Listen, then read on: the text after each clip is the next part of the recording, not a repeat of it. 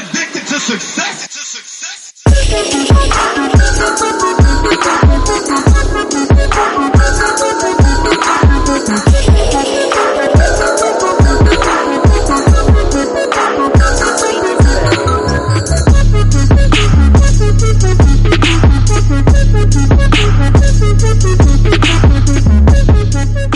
What's up? What's up? What's up? Welcome to your favorite podcast, the Ain't Shit Show, the home of booze, views, and unpopular opinions. I want to thank y'all for joining us for episode 137. Yeah. My name is Fresh, and I'm one half of the pod guys, and with me, I had the best man in all the podcast land, my right-hand man, Mr. B. Hill. Yeah. What up?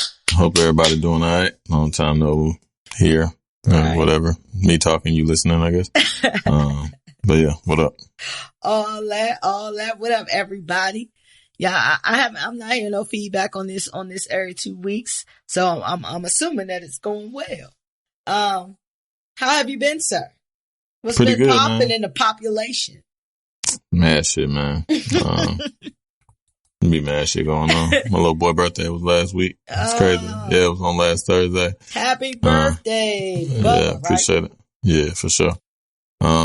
Yeah, so that's it, man. You know, spring starting to spring and shit. You know what I mean? Is sprunging out this hoe. Yeah, be my birthday in a little bit, couple weeks and shit. So, what you doing? Just, what you got planned? Anything? I don't know yet. I'm taking my kids to Orlando for spring break. So, and that shit is like a week before my birthday because that shit is like the 25th or some shit like that. So it's like.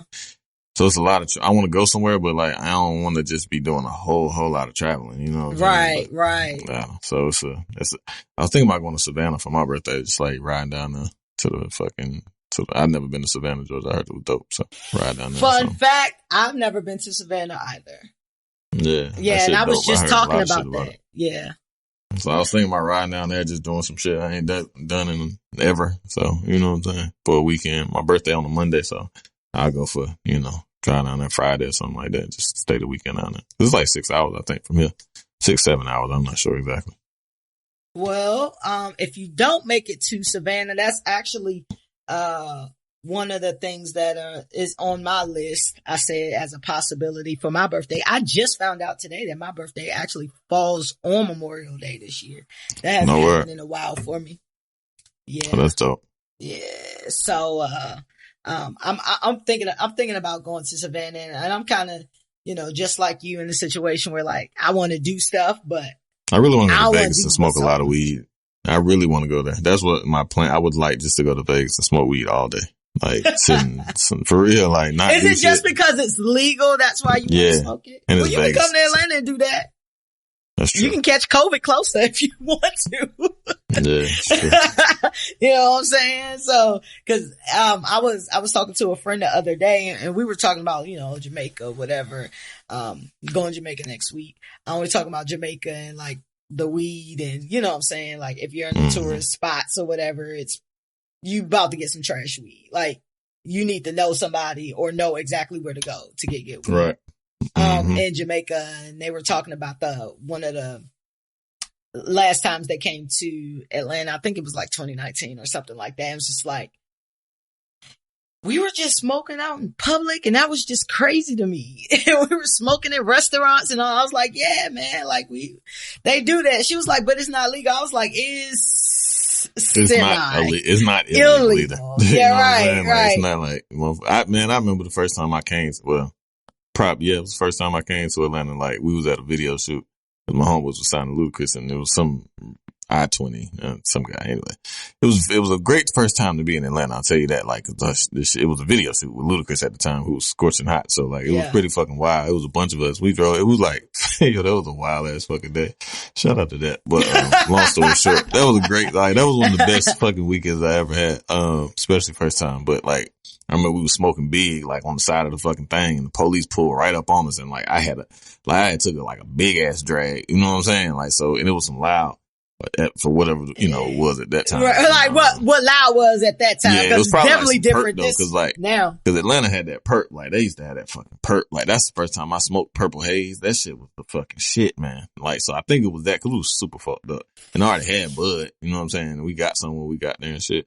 And that motherfucker pulled up like right in front of me and shit, and I had to blow that smoke out. And that motherfucker, like, did you want to swallow that shit? Yeah, I was trying, but like that shit was some gas. Like, I wasn't finna do all that. You know what I'm saying? I was finna die in front of the motherfucking shit. And I just blew it out, and he was like, "Hey man, y'all just carry it on the other side of the building." Or some shit. He's like, "Y'all all in the fucking," you know what I'm saying? And I was like, "All right, cool." You know what I'm saying? So we just drove to the side of the fucking building, on the other side of the building where it was kind of not as many people and shit. You know what I'm saying? Yeah, blowing it down. They ain't say shit. So think about it now, like that, and that was a grip ago. Like now. Right. Well, it's pretty much decriminalized, meaning if somebody want to be petty, if a cop want to be petty, he can't give you a ticket, but he can't lock you up or no bullshit unless you know, he found you with some shit that looks like you're distributing. But you know, if you got your personal shit or a reasonable amount on you, pretty good.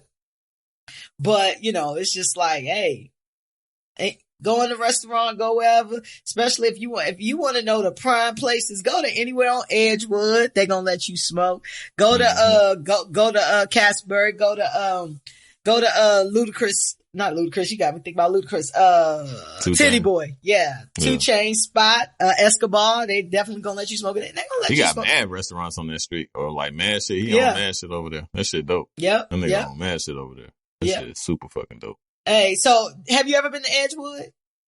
I don't know. I've been to Atlanta a lot of times, and I've been all over the city, and I don't know necessarily where I was at. Like, I remember like clubs and like studios and shit. You know what I'm saying? Like, that's pretty much all I did. Well, if you like the Castleberry area over there where Escobar and stuff is on Peter Street, you'll like Edgewood. It's pretty much kind of like the same setup. Like them two are the like main strips where you can kind of like go from place to place. Yeah. Real easy. You know what I'm saying? Right. So, it used to be the hood in Edgewood though, right?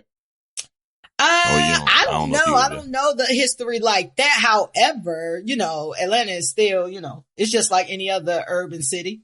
You know, you still go around the corner and see the bullshit. You know what I'm saying? Like, it's kind of what, like, so, you know, you might be upscale and then you might run into a bunch of crackheads or some shit. You know what I'm saying? Like, it's any Atlanta urban wild, city. Man. Atlanta wild. Like, that's a good place. I know that shit was wild and during All-Star. How was it during All-Star? So listen, trash. Let me tell you something. So y'all saw all the stuff that I saw like on social media.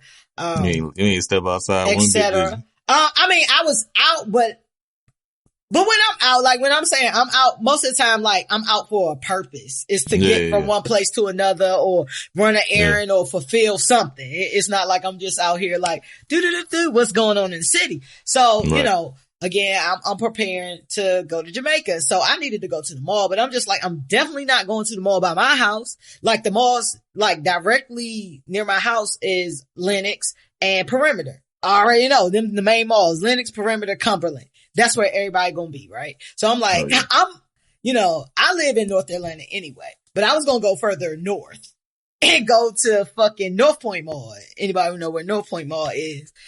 Don't nobody be in fucking North Point Mall. Nobody be in North Point Mall. No shit be in the mall, period. I went to the mall trying to find my son some shit for his birthday, and it was like, all the shit was like consolidated. I said, yo, this shit, it was nothing in there, man. In which there was mall? Nobody in there. Crabtree. I was in Belks. Crabtree, Belks, Belks used to have like, I was trying to get them like some little polo shit. You know what I'm saying? Like some little fly shit. And they used to have the stupid shit. Nigga, they had 4 shirts. It was like 4 polo shirts. it was like a small, medium, large. They got the extra large. And then the pants coincided. You might have missed one or two. I'm like, what the fuck is it? It was like that shit was. What you was looking for, like a 3T or 4T or something like that? Nah, he like 6. Oh, damn. He's 6. He big. I'm making him he's super 5, little. but he wears a 6. Oh, okay, Nah, he's 5. Nah, he's 5. He just turned 5, but like, he big as hell. So he got to wear like 6s and 7s and shit. You know what I'm saying? And like, but they ain't had none of that shit. Like, it was just like, in all the department stores, like, it was just consolidated as fuck. But you end up going to the outlet? Outlet? I ain't even went out there. I ain't been nowhere. Like, that shit was kind of spurred of the moment. I ain't know the fucking malls was looking like that. Like, I thought I could still go get some clothes and shit. That shit. Well, H&M shut down. The whole Triangle Town Center. That is crazy. No, listen. Atlanta is just how you would expect it to be. Right. All the stores is fucking open. Now, the only problems you may have is some, which is funny because some are really abiding by like this, the maximum amount of people who can be in that COVID joint. precautions and shit. Yeah. But some is just like, They don't give a fuck. You know what I'm saying? So I don't know, like, is it a mall rule or is it like store by store based on their corporate offices and shit like that? Right. But they're open and people are there for sure. But I was in North Atlanta and, outside of Atlanta, actually outside of the perimeter, I was in Alpharetta. That's Gwinnett? Oh, is that Gwinnett type shit? That is east of me. Okay. Gwinnett is east. If you're talking about like Cobb County, Cumberland, all of that, that's west of me. So I'm like literally like 6-7 minutes away from Lenox Mall. Mm. I'm in Sandy Springs. That's where I know where that's at. Yeah, I know what I know. Like I've been to Lenox mad times. I don't know how to get there, but if I seen like the area, I'd be like, oh, okay. Yeah. So you probably been to Lenox Mall. You probably been to Perimeter Mall because that's where I've been to Phipps. I definitely been to Lenox. I've been to Lenox mad times. That was the first Phipps is across the street from Lenox. Yeah. Phipps. Yeah, I've been to Phipps and all that shit. Yeah, that was the first mall I went to. I was like, God damn. To Phipps? No, I went to fucking Lenox first. It was the first time I actually went. Now that I think about it, was All Star. Coincidentally enough, like in 2003, I think it was in Atlanta. It was right when I remember 50 Cent album came out and shit. Get Rich or Die Trying. That shit was the fucking best I am. But like maybe $250. I lost my checkbook. Motherfuckers was writing mad checks to fucking the checkbook. Oh man, throw mad checks and shit to like I had to dispute shit like old school. Like, I had to dispute shit. I had to write a stern letter to the bank. Niggas was running it up in Pizza Hut on my ass. Niggas was getting like big stuff crust on you. Niggas got $100 worth of pizza. I said, God damn, them niggas had a party. They had a pizza party. I got this shit too. Fuck you supply lunch to a customer service center. Shit, they have a big piece out of it. That shit was some niggas. A nigga and his homeboy got that shit. Hey, you provided pizza in the studio for some struggling rapper and his entourage, bro. Drained my whole little account. I was writing mad check. Yeah, I was like, God damn. Like, motherfucker was like, sent me letters and shit. My shit was in red. It wasn't no emails and shit like talking about. It was, but like niggas didn't have them shit accessible. You know what I mean? It wasn't on your phone type shit. Yeah, man. Shit, Shout out to technology and life. Because I couldn't live my old life. Right, mad checks. I was, nigga. And I didn't personally know. Like, I was cognizant of how much money I had, but then like motherfuckers I lost my checkbook. You know what I'm saying? Motherfuckers started running it up on me. I had some cash in my pocket and shit, but it took a couple weeks to get that bitch back. Do you have checks now? Do you actually own any physical checks now? I do. Yeah. Really? I have a checkbook. Yeah. Mm-hmm. Man, bank don't even offer you no checks when you sign up for something. The reason I did check, the only reason I got the checks because I can't remember my routing number. So I'll be using that shit. I got like a image of one in my phone. So the routing number on your app. So it's weird. I got a bank that doesn't really have an app. Like you got a black bank? Nah, I got local government, federal. It's the state employees, but it's local government. You know what I'm saying? For some reason, they don't have a fucking app to this day. Like it's the weirdest shit ever. But I'm just used to logging in and state employees credit union is so trash. Yeah, it's two factions of it. So state employees credit union is one side. They actually have an app, but the local government credit, whatever the fuck the shit, LG, I don't know, whatever it is. They don't have an app for some odd reason. I have no idea. Like, I be asking them, like, why don't y'all get an app? What the fuck? I still have a North Carolina State Employees Credit Union, account. And both of them got like whatever the minimum is to keep it open. I keep saying I'm gonna close out the accounts because they send me a fucking mail paper statement every fucking month about this fucking $26 or some shit that's in there. Yeah, you might as well just close that bitch out. Like, hey, check it out. You know what? It's something that'll take time and I don't be feeling like taking the time to do the shit. Especially, you know what I'm saying? I'll be like, you know what? I might need this account for something one day to fucking stash something. But hey, listen, if you owe the government some money, State Employees Credit Union is going to be the first ones to give it up. Like, at least Bank of America gonna send you a letter like, yo, these motherfuckers trying to garnish your money. You got X amount of days. To figure it out before we gotta comply. You know what I'm saying? That's State employees, bruh. Let me tell you something. I got my wages garnished one time because is that the humblingest shit ever? Bruh, what? Bruh, they took all my money and told me to deal with it. Yo, that shit happened to be a Blue Cross, but I paid the rest of that shit off so fast. Like, nah, fuck that. Like, nah. Like, y'all niggas, that shit was like, cause it's like, oh, y'all got these people knowing my business and shit. I remember that shit happened to me. And my y'all got these people. I looked at my check I was like, God, what the fuck is this? You know what I'm saying? My shit was short as hell. I went to my paper. I said, what the fuck? I called. It was the HR lady in Blue Cross that sit at the main headquarters and shit. I don't know her name. But like, I know exactly who you talking about, but I can't. Her name was Miss Miller. Yes. Yes, because I used to call her my cousin. Yep. Yeah. She was like, yeah. So I was like, why is my check coming up? She was like, oh, why is my check on ramen noodles?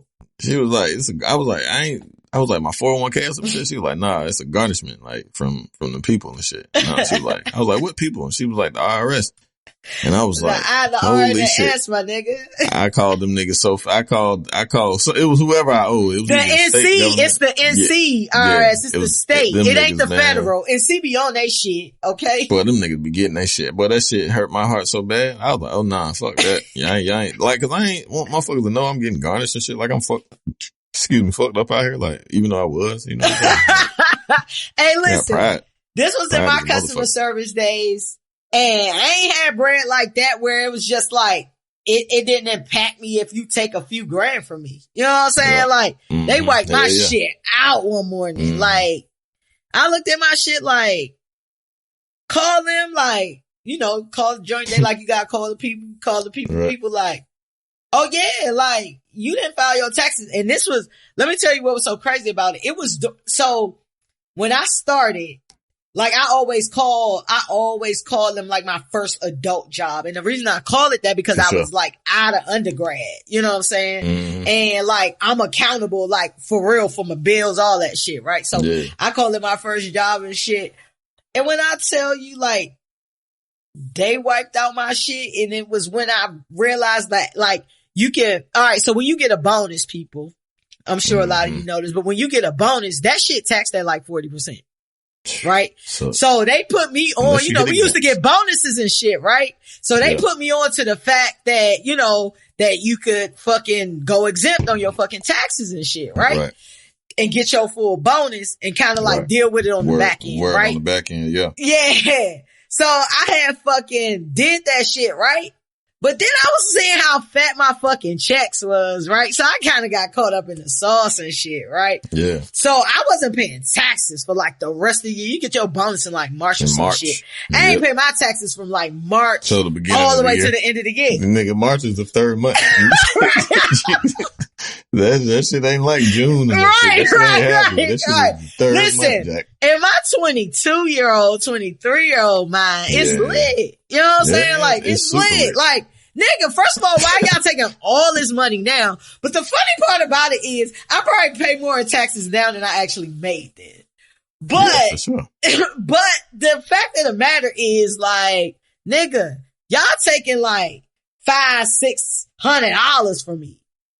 I'm just learning. So we didn't have that, you know, financial education. I'm exempt now. Fuck that. I got my bonus last week. I got my damn. Lunch on me here. We need that. Yeah. I went. Can I get lunch on you? Can I get an Uber Fuck that shit. I'm going the whole month. Like, I'm getting my bonus.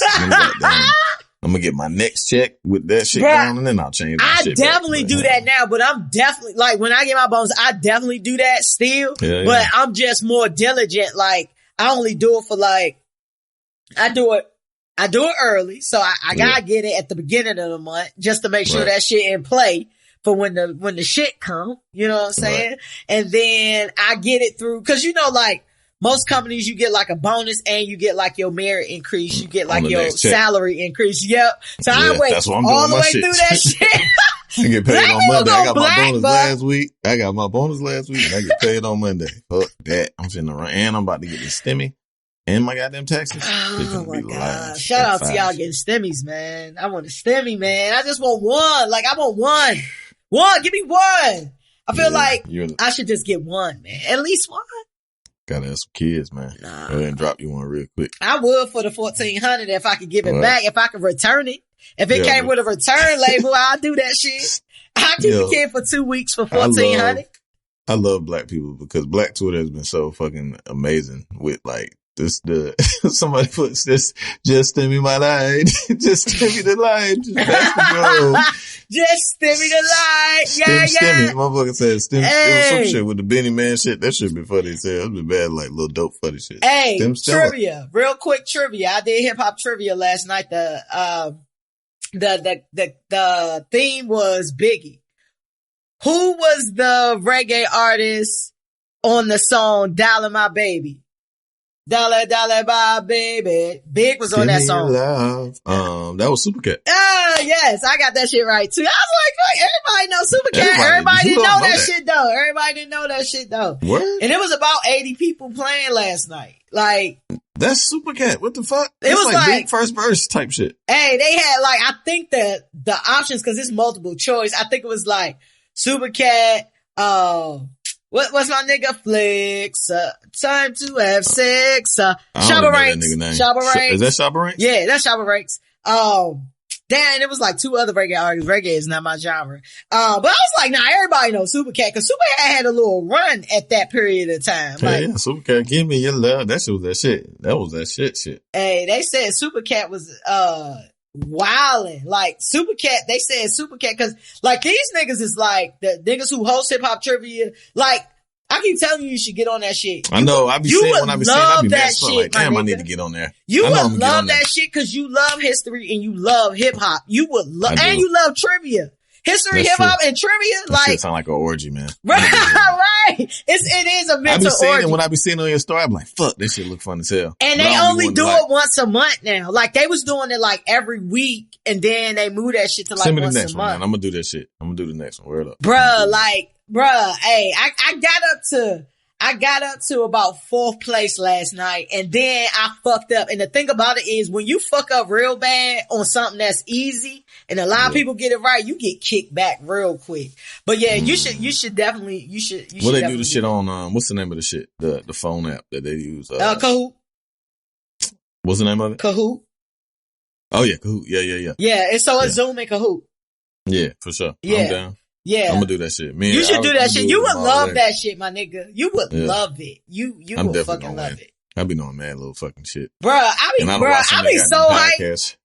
Yeah, I know this should be dope. I be so hyped, bro. Like, you won one time, right? The whole shit, right? Yeah. I finally won. I was hyped. I was super hyped. I was super fucking hyped. I done got close a couple times. But they had some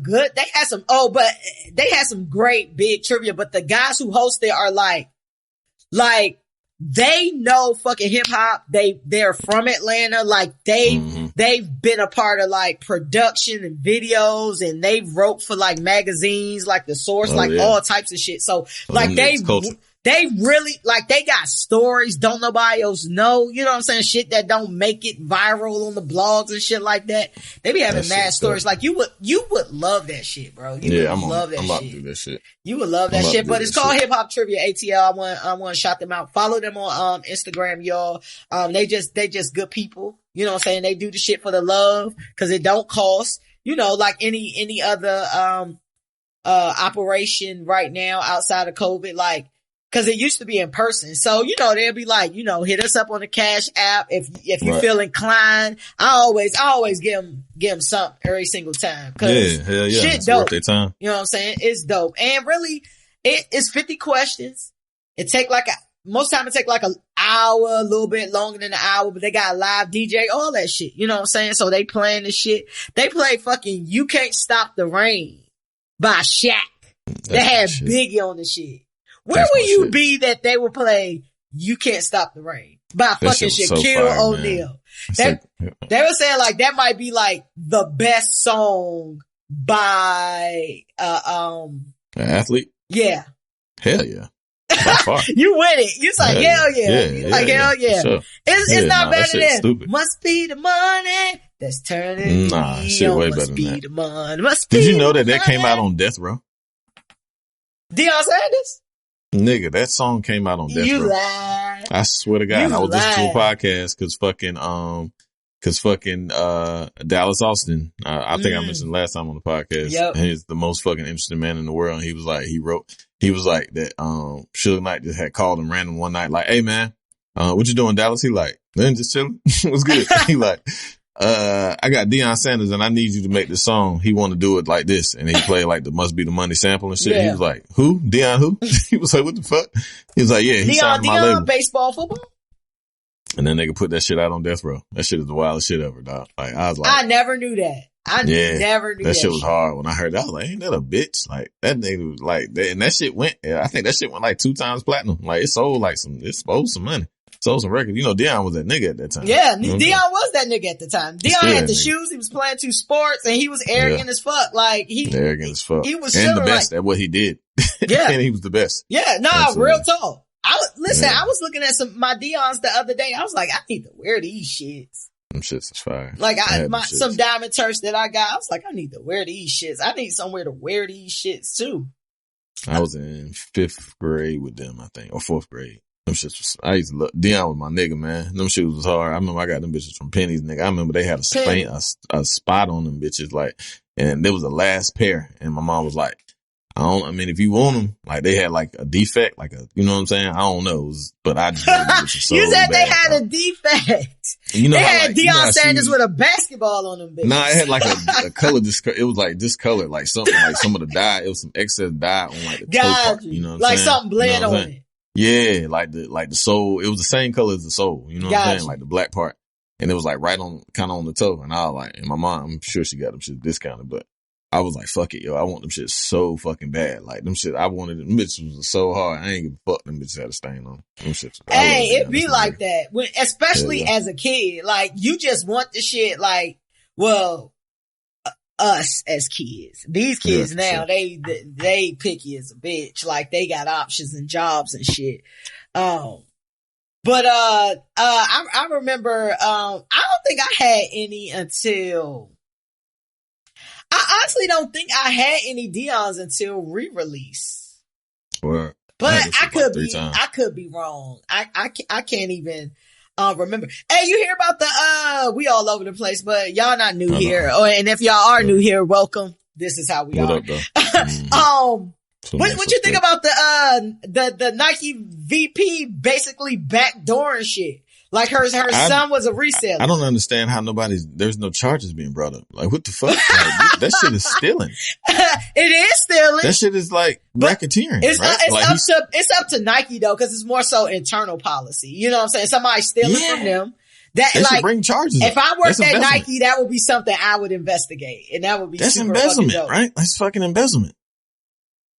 It's embezzlement. Like, he's using the discount. He's using the discount to buy hundreds of fucking shoes at one time, and then selling them for like, I mean, they're his shoes. But the question is, how did he even have access to get the hundreds of shoes for the discounted price? Yeah, because he had a fucking bot, and he had like, that shit was linked. They said, I seen something. I was on a wormhole on sneaker shit. I want to say I sent it to you, but yeah, basically they were like, you would have to have so much shit, like boom, like you had to have tens of thousands of bots and shit in place to do certain things on certain days. And I was like, that shit was too fucking like scientific. It had to be something, I don't know. That motherfucker was having thousands of shoes at one time. As a person who does corporate investigations, ain't no way you gonna tell me he did all of that with just discounts and bots. No way. That's what I'm saying. No way. His mom, I'm not saying that his mom was 100% in the know about what's going on. However, she gave him access to something. He was using, it was her credit card. Yeah, her credit card, but I'm saying he still had that's just me supplying you with money. Like, you had to have access to something, to Nike's internal processes. Whereas, you know, like, in these companies, like the executives and all that, they have so much access to shit. You know what I'm saying? Like, it ain't nothing for an executive to call and be like, hey, give me 15 tickets to X. And that shit is produced. So she had a bigger part in that. It's nothing that you can tell me that tells me she didn't, not you per se. I'm just saying in general, like, there's nothing no one can tell me that she didn't have a bigger part than like they're leading on. And it's Nike, of course, so they want to protect the image of Nike and basically present it like she was not in the know to the full extent. However, step down though. As far as the embezzlement is concerned, even if you embezzle from a company, they have the right to kind of report it as a criminal charge or let the shit go. People steal from companies all the time, and companies just terminate employment because it's just cheaper for them than, I mean, for her, it's probably a large amount of money, but people embezzle all the time from companies and they have to decide whether they want to go forward with it, because you might have embezzled, like at a company that I work for, I won't say any names, but we had a manager embezzle like fucking 80 grand or some shit. You know what I'm saying? And they like, it cost us more to fight the shit. They terminated employment and shit like that, but, they didn't bring forth any criminal charges. But let me tell you what make the shit so funny. The niggas sued the company for wrongful termination. The balls, shit. My nigga. You got away with it. The balls. And you know it had to be a certain color person to have them type balls. Karen, Kevin. What's the other nigga name? Kevin. Yeah, it was definitely a Kevin. I thought that shit was so wild about the Nike shit though. I was like, it's not unbelievable though at all. Not unbelievable. Man, that motherfucker had that some bitch made, bro. He was doing this shit with Yeezys and all type of shit though. Like that's the other shit. Like he was killing, he was having fucking like 200 and 300 pairs of fucking shoes at a time. Like that shit be, I mean, like warehouses full of fucking shoes. Bruh. Where the fuck you get a warehouse from? That's true. Goddamn. Like, hey, these rich white kids have access, man. They do. They have access. And then, you know what I'm saying? Like you can get a lot of shit just based off clout. You know what I'm saying? Like you a reseller. You post that shit one time on Instagram, motherfuckers is on you. On you. You can't listen. Do not conduct criminal acts by way of social media. For sure. 'Cause the receipts will be there. And all of the agencies, the federal agencies, the state agencies, local agencies have access to these free apps, people. Hell yeah. And they use them, okay? Just know that they fucking use them. Hell yeah. Question. Did you watch Coming to America 2? Trash. Stinky butt. Oh, yeah. Like, I appreciated it for certain things of it. Yes. And it was a good, okay. Yes. Let me come back. Back up just a little bit. It was a good movie. It was a wholesome movie. Like, my kids could have watched it had I known. I didn't know, like, you know what I'm saying? Like, I didn't know that they couldn't. PG-13. Like, I'm used to thinking, like, it was about to be all type of, like. You thought it was going to be rated R, like the original version. Yeah. And it was PG-13. It was a good family movie. I watch it with my kids now to this day. You know what I'm saying? Like, now that I know how it go. But it was a good movie. Like, it was okay, but it was just trash. Let me tell you what I thought of that thing. It was no good. Especially because there's been so much good black TV coming on lately. Like, it fell very far under the radar. One, I already feel like Coming to America is one of them joints you just leave alone. I feel like you just let it be. You just let it have its standing in pop culture, black culture, hip hop culture. Right? That's something that's just so iconic and funny that you just don't touch that. You can't really remake that, right? 30 years later is wild. 30 years later is wild. And I think we talked about it, on the previous show and said that, you know, we didn't have a lot of high hopes for it. So I went into it like, all right, I'm not expecting so much. But I felt like I'm going to give it credit I felt like it was a really more so, a for the culture type movie. Like it had so many guest appearances and black people. It was kind of like a time capsule. You know what I mean? It kind of went back and tried to recreate a lot of shit from the old movie. Yes. You know what I'm saying? Then it threw in like this storyline that was so predictable. We already knew first time he met the girl, this was going to be the story. When he met the barber, we already knew that was so predictable. You know what I'm saying? Yeah. They did a lot of scenes from the old one. They threw in a lot of clips from the old one. They basically tried to mimic a lot from that shit the was old. Trash. But like the old. It was like, why did he get date raped and shit? Like, come on. Right. Like, it threw in the by Leslie Jones of all fucking people. Like the whole women's empowerment type theme. You know what I'm saying? I knew that was predictable as well. I'm like, okay, he gonna come around the end, give his daughter the rightful shit. You know, that was predictable. They could have just did that from the beginning. It gave me, let me tell you exactly what it gave me. It gave me a hip hop version of Disney. It looked real Disney. Because the lines was some bullshit. Yeah, it was shiny. Now, whoever did the wardrobe. Oh, yeah, fly. That was impeccable. That was impeccable. Like, I remember one scene with fucking Eddie Murphy walking in like a fucking robe. Yeah. That shit was fly as fuck. Yeah, niggas, motherfuckers they was fly as hell. They was fly. They were very fly, man. It was drip. It was a drip report going on in Zamunda, for sure. Motherfuckers was pretty in there. Like, it was a lot of pretty people in there. Like, women. And it was well like, manicured. But when I saw motherfucking Wesley Snipes pull up dancing, I said, this about to be some bullshit. Like, this about to be some bullshit with that fucked up hair. Looking like Grace Jones. Yeah, well, I guess they tried to make it Disney. They could have if they would have made that shit rated R, that shit could have been fine. Like, they could have made that shit dope as hell. But whatever, it's good if you want to watch it with your family. I guess, but when you 50 and shit, like, what did you try? I don't know though, man. Oh man, like, it could have been better. But it could have been rated R. I was mad that I didn't laugh. Like, I didn't really laugh. Like, I think I laughed one time. And I can't even remember what it was for, because I remember, the reason I remember laughing one time is because I was like, damn, I've been watching this for a minute and I have not laughed. And you know what turned me off? The grandmother character that, Arsenio Hall was playing that was fucking spitting on Simi. The ugly ass creature ass, why? I don't Lord of the Rings looking grandmother. That was stupid.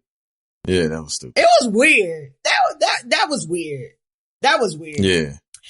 Eddie Murphy didn't hit right. Like, them jokes, it was. Them shits was trash. And they were saying like how funny like Leslie Jones was. I was like, she wasn't funny. Like, the fuck? Like, Leslie Jones was funny to them?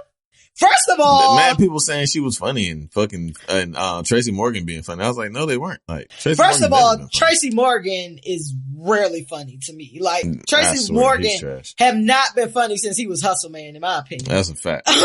and looking back, that shit won't even like, you know what I'm saying? Like, all that type shit. Like, no, big facts though. Like, big facts on that. Bro Man was way fire than him. You know what I'm saying? Yeah. Like, way more fire than Hustle Man. Fuck that shit. But I'm like, okay, so Leslie Jones, we already know, like, Leslie Jones is a unique looking woman with unique looking features and, Question for you before you go into that. Leslie Jones or Tiffany Haddish? If you have to have somebody perform. Oh, Tiffany Haddish.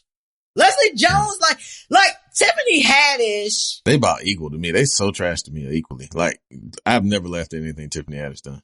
Maybe once or twice. So I thought I have the same thoughts about Tiffany Haddish that I have about Kevin Hart. Like, she was more funny to me prior to having to crank out comedy, being this big machine. You know what I'm saying? Like she dwindled out fast though. Kev had a nice run. She shit like she was hot for like. Maybe that, I don't even know how she got hot. What was she doing? She was hot. But I knew of Tiffany Haddish before she even got hot. You know what I'm saying? Like, I knew her when she was doing like the Laugh Room or whatever them comics do. Like, I'm into comedy. So, you know what I'm saying? Like, I would watch her on that shit and like, she was funny. Now, granted, she was still Tiffany Haddish. Like Tiffany Haddish, Kevin Hart, whatever. Like, they're these characters to me. Like, they are a character within themselves. So you kind of expect the same type shit. But I would have to go with Tiffany Haddish. And the reason, like, if I'm a producer or director or something like that. She's easier on the eyes. Yes, that's exactly why. Sure. Like, Leslie Jones, unfortunately, is very intimidating. And that's why I had a problem with the initial scenes with Leslie Jones, because he basically described her as a wild boar. He thought he got ravaged by a wild boar. I was like, bitch, you signed up for that. But okay, the check, I get it. She be having the haircut like the boar. True. So she do look like Timon and Pumbaa. She fucking got a little, you know what I'm saying? She got like a little boar cut. Like, instead of a boar cut. She like a boar dagger. Like, a boar dagger. Baboon ching, bro. That was hard. That was good. A boar dagger. I have to write that. That might be the name of this episode. That might be the name of this episode. That's how this shit works. I was like, he was like, I got attacked by, like, he got date raped. I was like, bro, like, that ain't cool. That's funny as shit.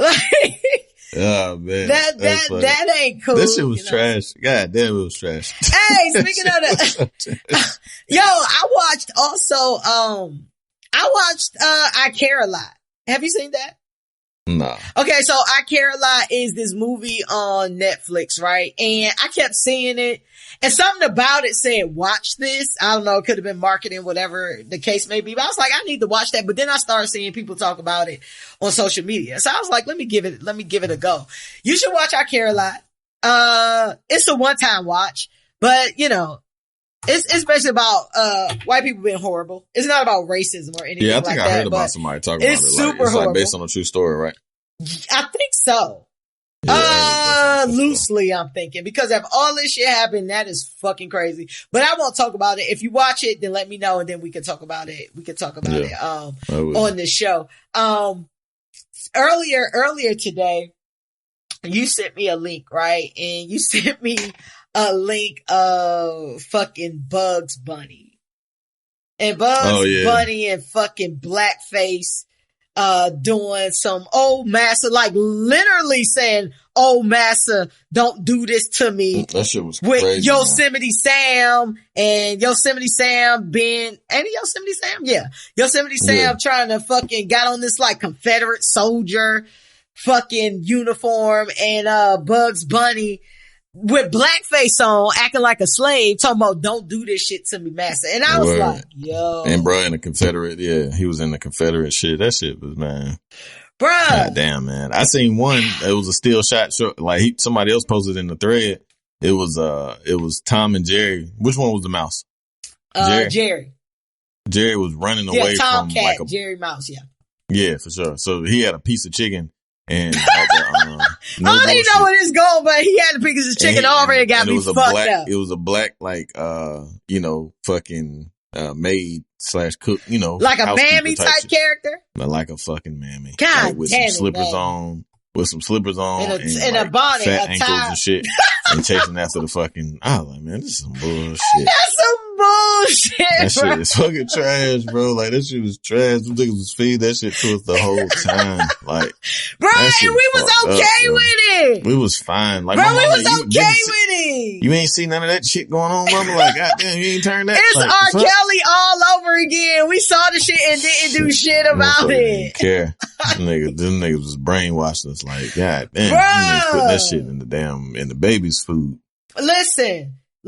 So, white people ain't shit. First of all, me and you had a conversation as well in recent times where you sent me some shit about Gandhi and shit that I never knew about. Oh, yeah. You know what I'm saying? Gandhi, like, a nasty motherfucker I too. never knew about him. It's too much shit going on. And so the moral of our story was, if you live long enough, you'll find out everything is trash and everybody is fucking trash. Everybody, man. I didn't know Gandhi was a pedophile and a nasty and man. A fucking misogynist and a fucking like he was a nasty old, like he was like 80 some fucking little 13-year-old girls and shit. What the fuck?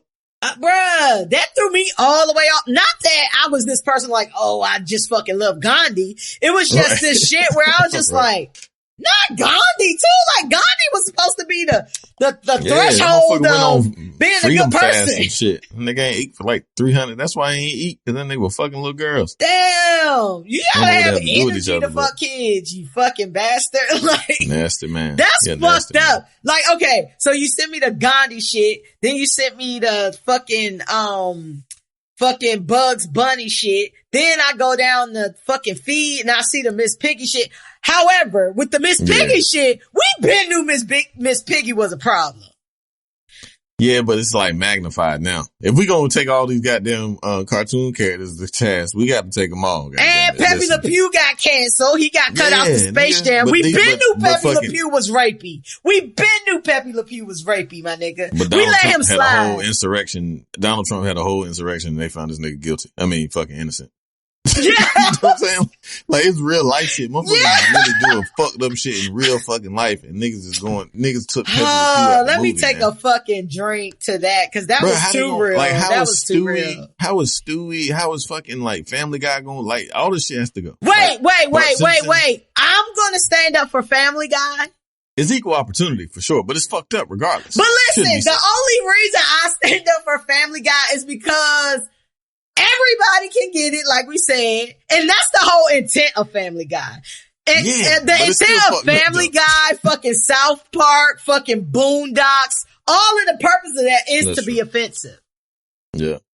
Pebbly Pew. But shit, Pebbly Pew offensive to a motherfucker got raped before. But listen, here's the difference in my world. Those are adult cartoons. This nigga drugging bitches and shit. Pebbly Pew was for the kids. Nigga, we teaching our kids this. Yeah, your kids shouldn't be watching South Park and Family Guy and Boondocks and shit. That's true. You know what I'm saying? Like, that is for mature audiences only. Yeah, definitely in the lunatic. We giving our kids fucking break. Listen, I remember back in the day when cartoons only came on Saturday morning. Listen, and that's how old I am. Like, you better be up in time. You better not sleep. Right. Listen, I was the kid that watched. So they used to have like these like 6 a.m. type shit too. Yes, they used to have these previews, like fall season previews and all this shit. So you got like a preview of all the new shows that was coming out. That was before, you know what I'm saying, you had access to the internet and all that shit, right? So in order to know the new shit that was coming out, it wasn't no DVR. Like, you needed to know the shit that was coming out, the times and the days that shit was coming out. The new CW, the UPS, you know what I mean? Like, all UPN, that shit, right? UPS. Yeah. Yes, UPN. So I was the kid that was like, oh, so these the new cartoons coming out? Bet. And I'm up 6 a.m. It was like a 6 a.m. to 10 p.m. 10 a.m. That shit was lit, bro. Listen. Listen, I remember when it's funny you said that, because I was just talking to my wife, like, we had cable, but we ain't had like no channels. We had basic cable, you know what I'm saying? We had no channels. So like, we had a box, but we ain't had no channels. You know, we ain't had like no paid HBO, none of that shit, you know what I'm saying? And I remember like once every like quarter, like Disney Channel and shit would be fucking free for a week. Like, you can click on and you can just watch that shit for the week, and then you're short forever. You know what I'm saying? Forever. To the next shit come on. You know what I'm saying? I remember my mama got me Disney Channel for my birthday one year, like for 3 months or some shit. She got like Disney Channel and shit. I got my own line for my birthday when I was 14. I had never had my own line. I got my own line. We had 2 phone numbers at my house and one was mine. Like, I had my own ring, like, cause I had like my own phone number, but it was the same line. So my mom could pick the phone up or answer it at any time. You know what I'm saying? So like, my shit just rung different. Like, I don't even know if I knew about that shit. Like, you get your own ring and shit. Yeah, my shit was 828-0789, I think. That was my number. My mom's shit was like shout out to you for knowing your phone number. I know mad of my phone numbers. I know damn near all I remember my first phone number, 790. No, I don't. 790-9878. Some shit like that. Call that number, y'all. See who got B Hill. Yeah, somebody in the 919 area code. So I've only had one cell phone number my entire life. And now that I've had it so long, I'm determined to keep it forever. Like, for sure. Like, I've had it so long. I got it in college. It's a 919 number. Mm-hmm. Oh, and I'm determined to keep that bitch. So if you've ever had my cell phone number, you still have my cell phone number. It's the same fucking number.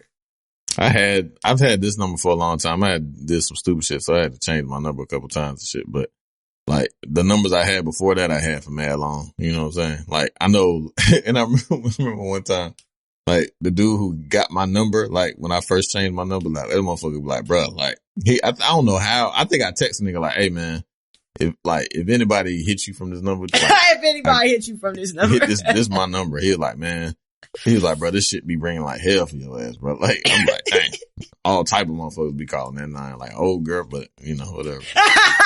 Hey, I saw how you made a left and then you just turned back around, came back. Yeah, that shit was like 10, 15 years ago. I ain't had that number mad long, but I already know like that shit used to jump, you know. Hey, that shit was jumping. So we've canceled Miss Piggy, Pepe Le Pew, fucking Bugs Bunny, Tom and Jerry, Dr. fucking Seuss got canceled. Yep. He had niggas on the wiggers or something like that. I found that out though. I found that out like last year. And watermelon, some bullshit. Yeah, my homegirl, she a teacher and shit, and she had put that shit on Facebook and shit. She was like, yo, she's like, black people don't read Dr. Seuss books. It's super racist. And like, I was like, what the fuck? And we ain't been reading no Dr. Seuss, but she couldn't like go into detail, I guess.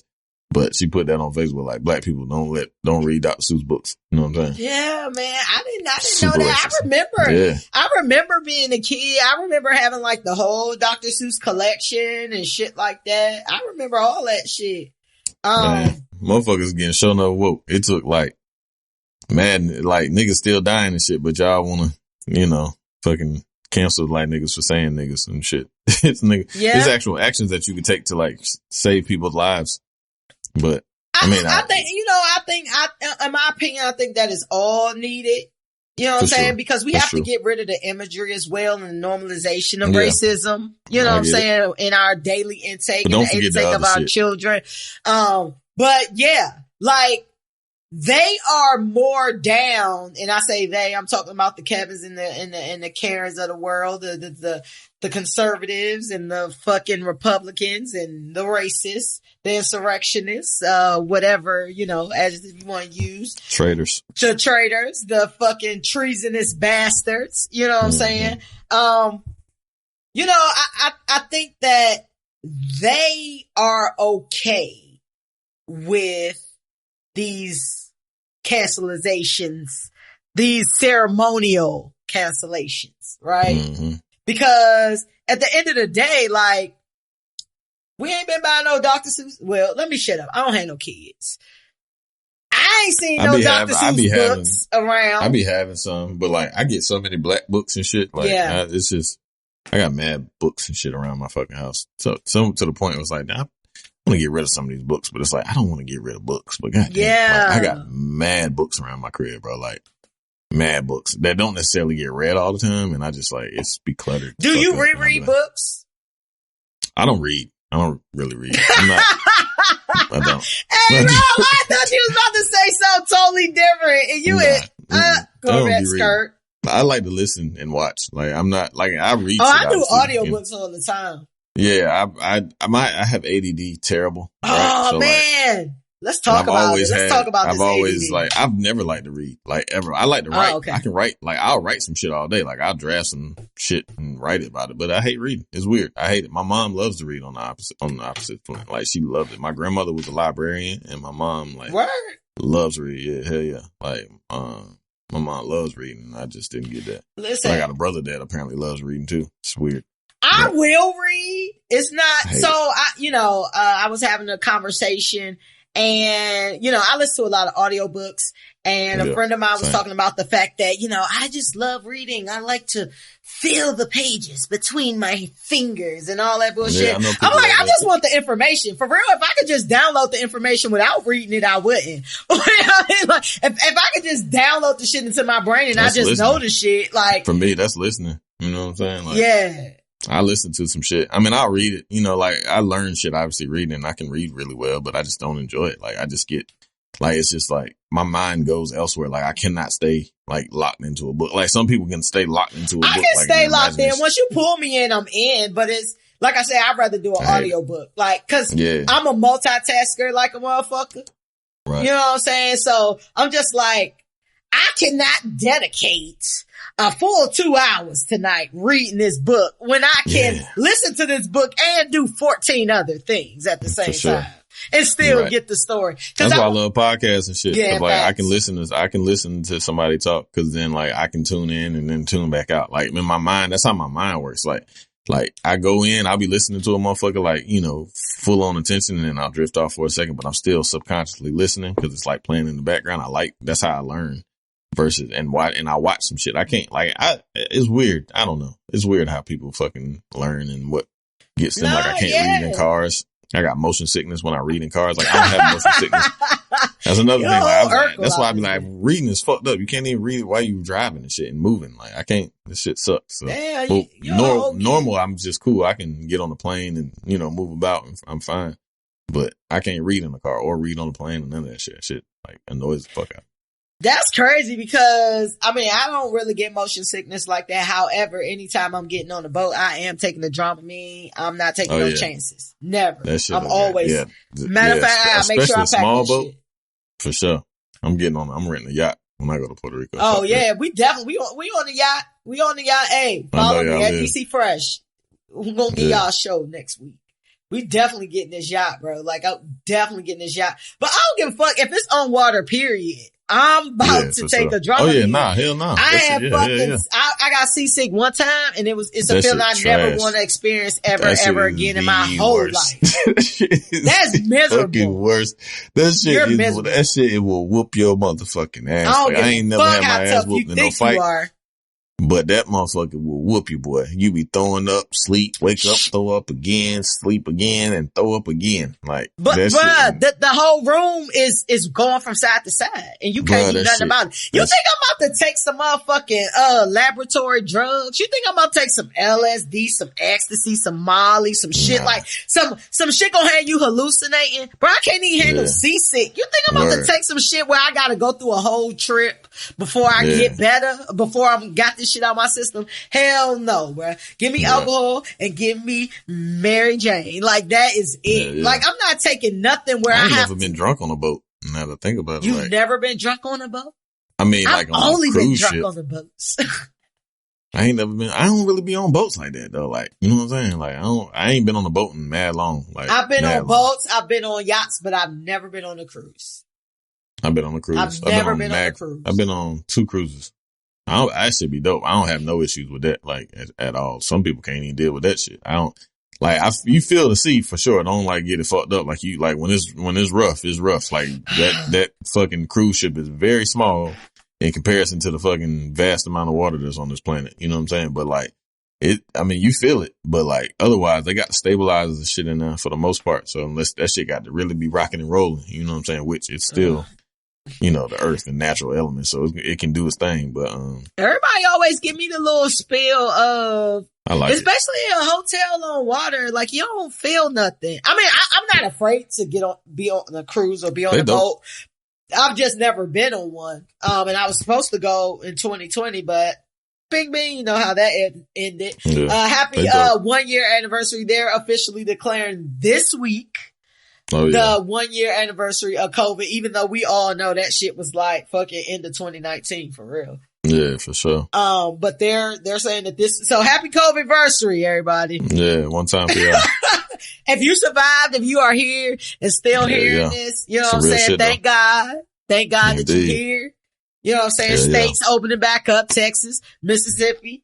That COVID shit trail though. My people going, like, just not, like, 2 of my best friends, like, just slowly recovering from that shit. That shit ain't no joke, man. It ain't like I've seen people go down.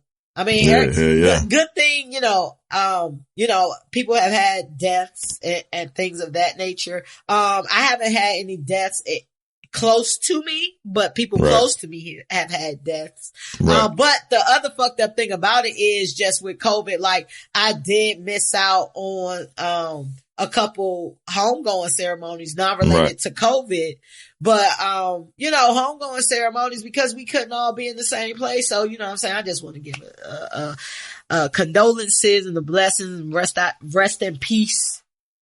For sure. To those people, man. And, absolutely. God bless y'all. And everybody, let's pray for this herd immunity that they're praying for, and people get vaccinated. I mean, numbers is dropping though. Like, around here though, like, today was the lowest that we've had ever, like, since this shit pretty much started. Like, so that they've been precipitously going down. Yes, precipitously.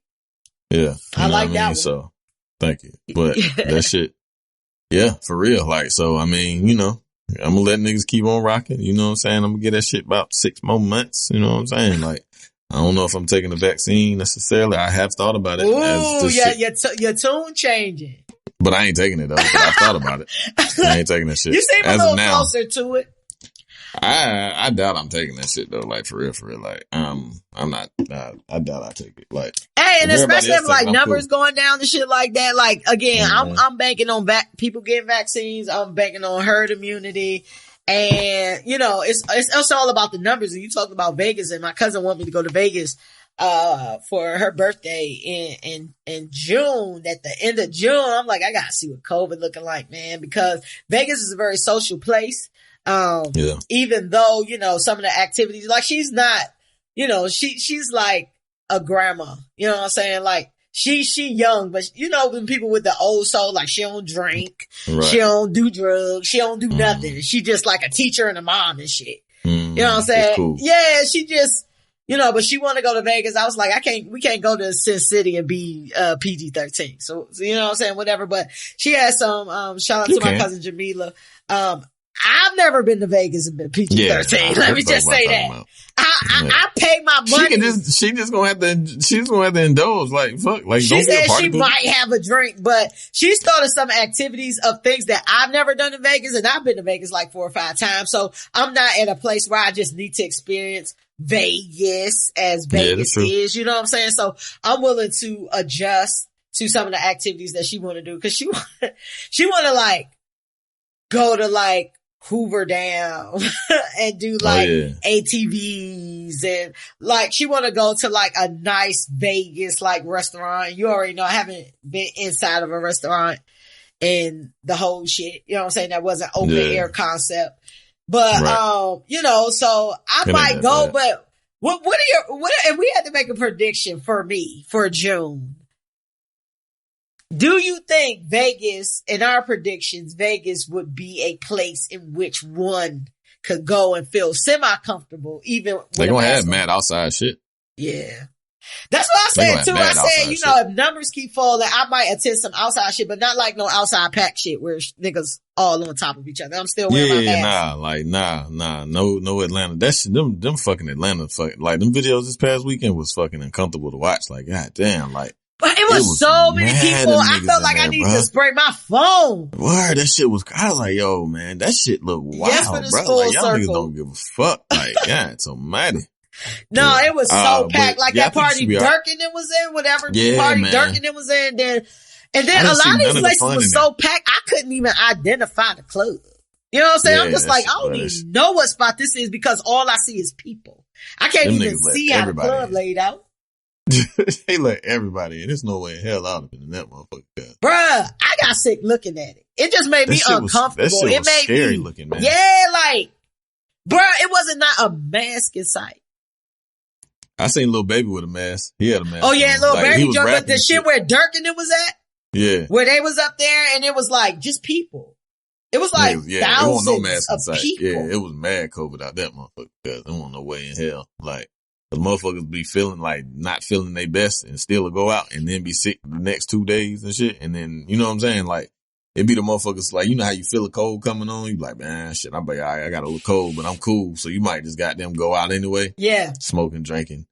Like, all on motherfuckers packed like that. Boom. That motherfucker got that shit going around like a damn wildfire. I think COVID has made me extra aware of just like that, what you just said. Like, you know, maybe feeling like a little bit under the weather and still kind of going out, because at the end of the day, we still fucking spreading these cold germs and flu germs and shit like that, but we don't really think about it. Yeah. You know what I'm saying? Like, of course, if I'm feeling like sick, I ain't about to go around on niggas, but you know, when you get them initial symptoms, and if you get initial symptoms, go ahead and take a bunch of vitamin C, take a bunch of zinc, and you can knock that shit out if you catch it in the first couple of days. Trust me. I don't want to jinx it, but yeah, I feel like that has been like working. I ain't had no cold in a year. I ain't been sick in a year. Right. I ain't been sick more than that. A good year and a half. But, you know, I take so many vitamins and shit now. Like, listen, this how you know you get old people or it's a pandemic. When you go on somebody's, like, I remember like my grandma and them, they used to keep like they pills and vitamins and shit in like a cabinet, but it was still in the kitchen. Right. Like now, my shit right there on the counter, cause I go to that shit every day. Like my fucking elderberry, my fucking apple cider vinegar, my vitamin C, my fucking vitamin D. Like that's when you know you're at old person house. You're at old person house when you go to my shit, cause all my shit right there. But the thing about it is niggas come in and be like, "Hey, can I have one of these?" I mean, it ain't that many niggas, but motherfuckers that came in my crib be like, "Hey, can I have one of these? I need one of these." I was like, niggas be asking for vitamins like they asking for a damn.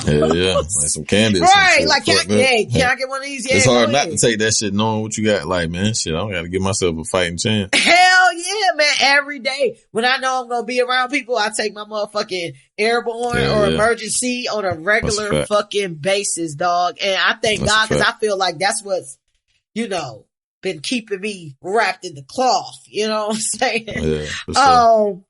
Couple things related to music real quick. Versus was sold to Triller, the app. That was kind of like TikTok, right? Triller was like TikTok. Yeah, it was Triller. Yeah, it was TikTok before TikTok. I was like, is it more like Vine or is it more like TikTok? But I think it's like, I don't know. I ain't never been on that. Yeah, I've never been on Triller, but I guess they trying to figure out a way to get back. Somebody called them a sellout. But I kind of feel like if this gonna make it a better platform. Yeah, but why is it a sellout? You don't sell out. You fucking, nigga, these niggas started that shit for nothing. Yeah. Them niggas was on Instagram, like you and I could be on Instagram. Yeah. And started producing, and then that shit turned into what it turned into, and then they sold that motherfucker. Like, it was no money involved in this shit. Yeah. Like, you know what I'm saying? I mean, obviously some money on the back end in terms of once they got the production rolling, but the basis of it, that shit was no more than their phone bills. You know what I'm saying? Yeah. Like, for real. Yeah. Especially in them initial battles, like the T-Pain shit, like all that shit. The battles niggas probably don't even remember because they wasn't even on that versus shit like that. That's what I'm saying. Like, so like and even more dope than that, like everybody that was a part of the versus shit from beginning to end, like all the artists got fucking money in that shit too. Like they got pieces, they got investment. Like, yeah, and everybody's catalog goes up after a versus. But they got money, like they got money in the Triller deal. Like the deal that they sold that shit. Like all the participants got money and shit. But interestingly enough, like the shit is pretty much over with now. You know what I'm saying? Like they got Ghost and Ray battling. Like, why is Ghost and Ray battling when they own all the songs together? Like they got all their songs together. Like, what the fuck? And they had that fucking D'Angelo and friends shit. I heard it was supposed to be D'Angelo and Maxwell. Yeah, it was supposed to be for Valentine's Day. That would have been fire though. And I think if it was more of a versus, I think it would have been, even though, unpopular opinion, I'm not a super Maxwell fan. His voice is a little, don't do it for me. I fuck with Maxwell. That's my nigga. That's some shit. If it's on, I wouldn't turn it, but I definitely wouldn't go be like, let me play Maxwell's song. But I know a lot of people really, really fucking love. Do a little Maxwell. something. You don't fuck with that? If it's cool. Like I said, if it's on, I'm a bop. But I'm not going to be like, turn on and do a little something. My mama used to love fucking Maxwell. I always think of like Pretty Wings in a Woman's Work. That was that shit too. I can't. That's my shit. Goddamn. That's my shit. Goddamn. That's my boy. I fuck with that nigga. But D'Angelo, my nigga too. That would have been dope. Yeah, that D'Angelo. Yeah, I always fuck with D'Angelo. Shout out to Lil Baby. His album has gone 3 times platinum. Yeah, for sure. I think that's dope because it's not a lot of motherfuckers going platinum like that. I fuck with, bro. And shout out to Cardi for being the first female rapper to go diamond. Yeah, for sure. That's hard too. That's super dope off Bodak Yellow. I always say, I always be wanting my credit for Record Exec Fresh. When I heard her play that shit on Instagram, I was like, nah, that's it. That's it right there. I fucked with Bodak Yellow. Yeah, that's undeniable. That was just some shit. Like, she went from the girl on Instagram and then the girl on Love and Hip Hop. One time for Kodak Black too, because he gave her that shit. You know what I'm saying? Like, he helped her with that shit, so that shit was fire. Like, one time. Yeah, that was based off of a Kodak Black song. That's why she called that shit Bodak Yellow. Bodak Yellow. And I just want to say that my current favorite song right now is fucking Leave the Door Open by Anderson .Paak and Bruno Mars. Hey, that shit beautiful, man. Oh, that is, bruh. You talking about nigga be in here singing? Bruh, niggas know, I'm Anderson .Paak's one of Anderson .Paak. Me and my wife love Anderson .Paak. Like, it's one of my favorite niggas ever. And their voices together are perfect. Man, that shit is beautiful, man. Like, that shit is fucking beautiful. Like, you can't deny Bruno Mars, even though how bad people want to hate on Bruno Mars, coked up ass. He is fucking talented. Yeah. Even if it's a recreation of like old school music or whatever his genre is, he executes it flawlessly. That motherfucker, everything he ever has done has been ridiculous. Like, his voice is one of the most beautiful voices, like, for what it's worth. Like, that nigga's voice, like, he nasty, man. Like, that motherfucker Bruno, it's like, his shit be perfect. Like, it sounds perfect every time. Every time. Like, he hit all the right notes. Like, what he trying to get you to do, you gonna do it. Like, he's, like, you know what I thought about when I heard that song and seeing how great Anderson .Paak and Bruno Mars go together, for this whole Silk Sonic thing that they're trying to do. I said to myself, I honestly feel like where Anderson .Paak is where B.O.B. was supposed to go.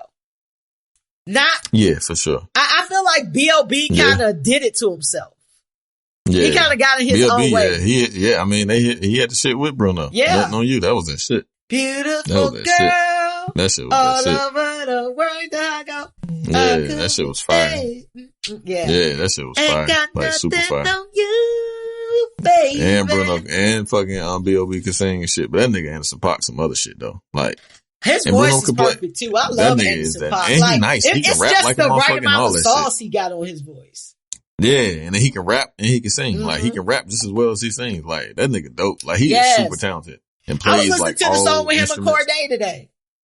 Yep, yeah, that shit fire. Yeah. I got mad. I got like all Anderson music on my phone. Listen, if y'all have not heard that Compton soundtrack, or I think it was just called Compton, but it was like low key supposed to be the soundtrack to Straight Outta Compton. Yeah, it was Dre's album. Like, man, Anderson .Paak got some songs on that shit too. I think that's when I really started getting into Anderson off that shit. And I was like, none of y'all niggas can. But listen, that's a good album too, man. Anderson .Paak is a talented guy. He's super talented, man. He'll bar your ass up and he'll goddamn sing your old lady pants off. Nigga fire, man. And he got like a weird look and he played the drums. He does have a weird look and weird style. Yeah, but he just fly. Like he like a fly little dude. You know what I'm saying? Like got his own shit. Like I like little weird niggas that don't give a fuck about, you know what I'm saying? Yeah. But like got their own swag with it. You know what I'm saying? Yeah. Like, but I feel like it's certain niggas that like got their own shit and they come off super fly. And then it's niggas who got their own shit, and I don't know if they trying too hard or I just feel like they shit corny. You know what I'm saying? Like, that shit corny. Like, but Anderson .Paak is one of those niggas who, you know, definitely, got their own shit. Yeah. He definitely funny looking. He got them big ass teeth. But it works. It works. Yeah, and Bruno Mars with his pompadour or whatever that fucking haircut is, looking like a, you know, coked out Elvis. I fuck with that nigga too, man. I fuck Elvis with was coked out too. Yeah. Elvis was super coked out. Yeah. I remember, y'all don't remember, we'll get into B's Black Facts, but y'all don't remember when Bruno Mars got fucking caught with a whole fucking briefcase of cocaine. Yeah, it was getting right. Right. A briefcase of cocaine, and then he kind of like disappeared for a minute and then came back and be like, 24 karat magic in the air. That's fucking amazing, man. Hey, that shit go too, man. Listen. Hell yeah, he's amazing. Fucking Bruno is ridiculous. Like he's perfect, man. Like, you know what I'm saying? Like he's the perfect fucking singer and shit. Like he could dance and all that shit. Got he got the dope stage show. I would like to see Bruno Mars. I was about to say that, my nigga. I was just about to say, I feel like a dream concert for me, and I would definitely be like lit as fuck going to that shit. For me, I know you don't agree because I don't think you like The Weeknd, right? You don't fuck with The Weeknd. Nah, hell no. More commercialized Weeknd, I don't really fuck with him like that. But for the most part, as far as total catalog, he could do Kissland and Trilogy and House of Balloons and all that shit. I love all that older shit before he became the Weeknd that we see now looking crazy at the Super Bowl. But The Weeknd, fucking Anderson .Paak and fucking Bruno Mars concert, I would be lit. That would be a good time. I had tickets to a fucking Anderson .Paak show and I couldn't go, and that shit, like, I regret that shit too. It was downtown at the Red Hat and shit, and like this open like amphitheater downtown. That shit fly as hell. Yeah, that's where you went to go see Lauryn Hill, wasn't it? Yeah, her stupid ass. Hey, that shit. I seen Nas there too. I seen Nas and Lauryn Hill. Matter of fact, I don't think I've ever been to the Red Hat. I think because that shit is fairly new work, right? Yeah, it's probably 6 years old, maybe 6, 7 years old. We rode past it when we had them, like, we did a little photo shoot. It's right there where we I know exactly where it's at. Yeah. I know exactly where it's at. I just can't remember if I've ever probably been. Not. It's only been there probably like, shit, maybe 10 years now, I guess. But damn, 10 years? I've been here almost 6. I've been here 5.5 years. But yeah, let me put this shit down. I forget y'all can hear everything. My bad. I was fiddling with something. But yeah, man, we're gonna get into we're gonna get into Skibbity Bee Bop Bo B's Black Facts. Hold on. While B is pulling it for us. Yeah, man. So, I got it. I thought you were about to say something. Yeah, I'm ready. No, all right. Well, give it to us then. Give it to us. Oh, yeah. Well, we were supposed to record on Tuesday, which we normally do, but, yeah, a little later than we normally are. But, on Tuesday was the 8th, I believe, right? What's today? Today's Thursday. Well, on the 8th, whatever, maybe Monday. It was the anniversary of Muhammad Ali and Joe Frazier fighting in Madison Square Garden. It was on March 8th, 1971. I'm a big boxing fan. It's one of the most memorable boxing matches ever. Is that the photo of Ali, the iconic photo of Ali standing over a nigga? Nah, that was when he beat, Rocky Marciano. Nah, he beat, damn, what was brother name? Damn, what's that iconic photo, B? Come on, with man. the white trunks and shit. I'm trying to, yeah. He beat. Yeah, damn, that's the photo that's everywhere. If you see a photo, that's when he was 20. That's when he won the fucking that's when he won the championship. It'll come to me anyway. He wasn't with Farrakhan and shit. Yeah, right. That was the night that he was just about to get with him. Ooh. Not Farrakhan, with Malcolm X and shit. If you've seen that movie, yeah, Malcolm X, yeah, yeah, that was the night and one night in Miami. That shit happened in Miami. Yeah, who the fuck he beat, man. Yeah, I forgot who that shit was, but it'll come back to me. But anyway, Joe Frazier and Muhammad Ali was billed as the fight of the century. It was a boxing match between WBC and WBA heavyweight champions Joe Frazier, who was 26-0, and the reigning heavyweight Muhammad Ali, who was 31-0 with 25 knockouts. It was held on Monday, March 8th, 1971, at Madison Square Garden in New York City. The fight was widely regarded as the biggest boxing match in history and arguably the most anticipated and hyped sporting event ever. So, like, I can imagine, like, how we rush to shit, like, and just being able to, like, rush to the TV or rush to the radio to hear some shit. You know what I'm saying? Rush to the radio is mad wild. Thank you. Word, though. Thank you, God, for the time in which I was born. I feel like I'm old enough to know what shit used to look like. And I'm young enough to have experienced most of the technology to benefit me at a young age. So, and it was, they said ringside seats were $150 and each man was guaranteed. Ringside was $150? Word, man. Hey, I'm taking her. Y'all want to go? Come on, I got you. Yeah, we all lit. I'm buying the whole ringside, whole squad. Hey, go 1,500. Each person, they said each person was guaranteed $2.5 million. It was a packed sellout crowd of 20,455 that provided a gate of 1.5 million. The fight was sold to and broadcast to 50 countries in 12 languages. The audience estimated at 300 million, a record viewership for the television event. Combined, the fight sold 2.59 million tickets in the United States and London, grossing 45.75 million. That's hard. Yeah. That's fucking dope. Yeah. So, yeah, I love, history. That is super dope. That was pretty dope. I read that shit the other day. I was like, damn, that shit was pretty dope. So, that is awesome. That is awesome. We got to think of that photo though, because that's the one you see all the time, to float like a butterfly, sing like a bee, where you might see the photo and then there's some type of quote about perseverance, ambition, all that type of shit, never giving up. What is impossible, nothing is impossible. See the picture right here. Hold on. Who the Muhammad Ali beat? Somebody hit me too, cracking up about us playing fucking what's the name? Show. Yeah, I played that shit the weekend, the same weekend. That shit was funny as hell. That shit was good. Yeah, that was good. My old lady was trying to who was her person? What's the gay dude? What's the transgender dude that played on Black is White? Orange is New Black. Black is White, Laverne Cox. Yes, she like, who the fuck did she say? I forgot what she said. She was funny as hell. I was like, who, nigga?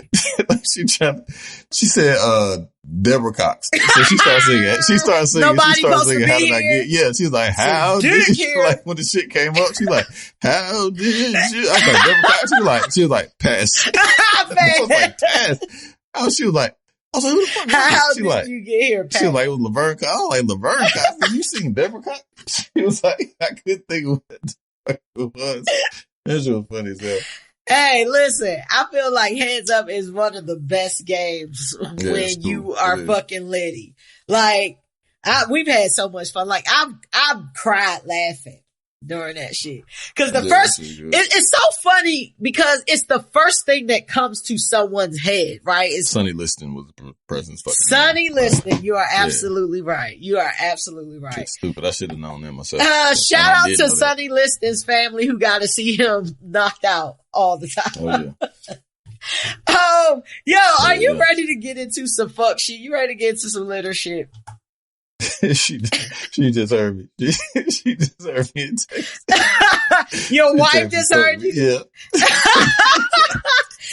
She said, stop your bullshit, man. Oh, that's so funny. Oh, man. That's funny. We about to get into some litter shit, man. Litter shit is our pop culture segment where we talk about all the fuck shit on your timeline. As you can see, man, we are having a good time. I'm actually drinking champagne and vodka. And I also have this pen that's running out.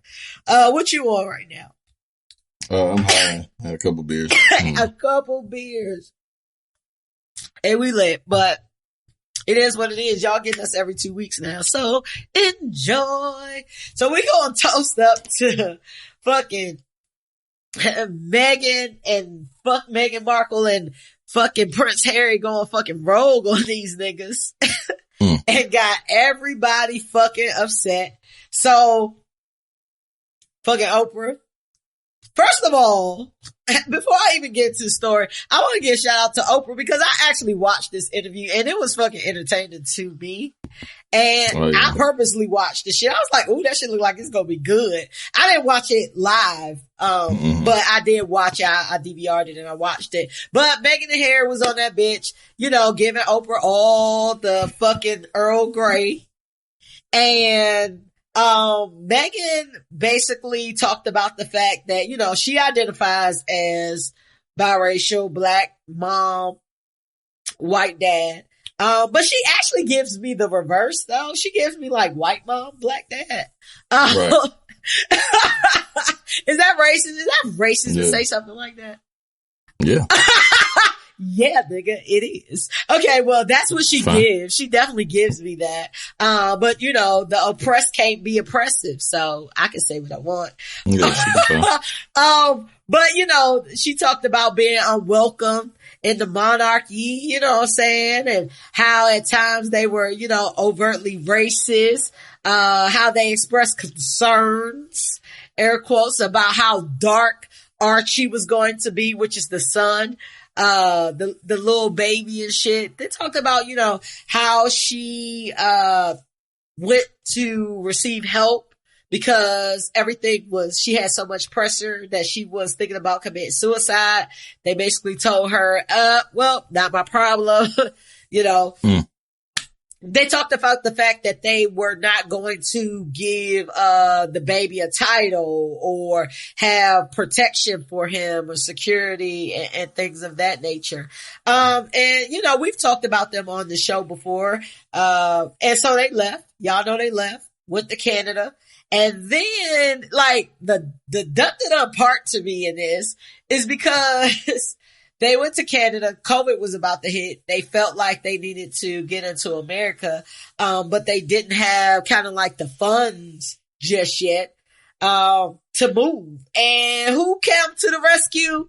Motherfucking Medea. Tyler Perry fucking comes to the rescue and say, cool, you know what? Y'all in a little bye, Meghan, Harry, come kick it at my place. And I'll even provide security for y'all niggas. You know what I'm saying? I just want to stop for a moment and really give a fucking shout out to Tyler Perry. Because Tyler Perry's name always comes up in the best ways. Yeah. Always. Damn, I ain't know that.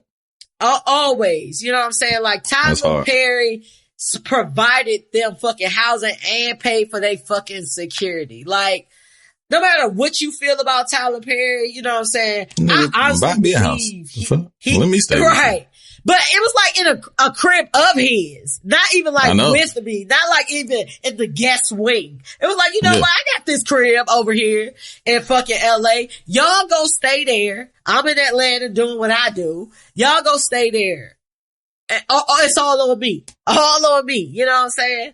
And, you know, I just feel like that's dope because Tyler Perry name always comes up. It's also a chess move. You still goddamn helping out the goddamn Prince. In case he goes back one day, he might go back. You never know. Listen, still helping out the at Prince, the end of the day, even if he don't go back, his name carry enough weight around the world that now Tyler Perry, you owe it even more. You know what I'm saying? That shit was that was well played. Like, yeah, I'm gonna be nice to if you can do good and get good at the same time, why not? Yeah. You know what I'm saying? Ain't nothing wrong with that. You know what I'm saying? You know, they wouldn't disclose who talked about the baby skin and all that other shit. But it's so funny to me because people are astonished that racism is going on in England. The royal family. Why are y'all shocked? Are you shocked? Were you shocked? Hell no. I didn't give a fuck about none of this shit. You we're talking about white people being racist. Facts. Like, that began the world. Like, that began the slave trade in the world. Like, what the fuck are we talking about? Like, of course they're racist. Of course they're racist. Like, they literally have, like, London, England, and that name, like, that bloodline is the worst fucking people in the history of the world. Like, I think that is so crazy that your family will always be in power. Yeah. A monarchy is crazy. I'm not talking shit because we don't have it right over here either. But yeah, for sure. At least, okay, we disclosed last show that, you know, government is just an illusion to prevent anarchy pretty much, right? But, you know, on the very surface of what we think it to be, at least I have the comfort of knowing, like, I could try to put in something better. I could try to put in a Biden and Harris that's at least gonna give people some fucking more stimmies and some extended health care and some shit like that. You know what I'm saying? Like, with a monarchy, you just stuck with whoever was born into that shit or who marries into that shit. Right. And it's gonna be the same white people. And that's why they're so uneasy, because now the bloodline is tainted. Yep. With this black blood. And we can already look at the Kardashians to know how that's going to end. It's going to be more and more of them entering. Y'all going to let more and more niggas into the fucking castle.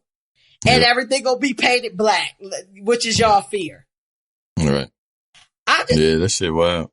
That shit is super fucking wild. Are you into, like, anything royal family, or is your wife into anything royal family? Like, y'all watch fucking Bridgerton and fucking Downton Abbey and all, any shit like that? Absolutely not. You like, this is an American household. I mean, I got to deal with enough white folks. Facts. Here. You know what I'm saying? Like, my own white folks. Talk about it. Yeah, the American white folks, I don't need any additional right. Folks I don't need racism with an accent.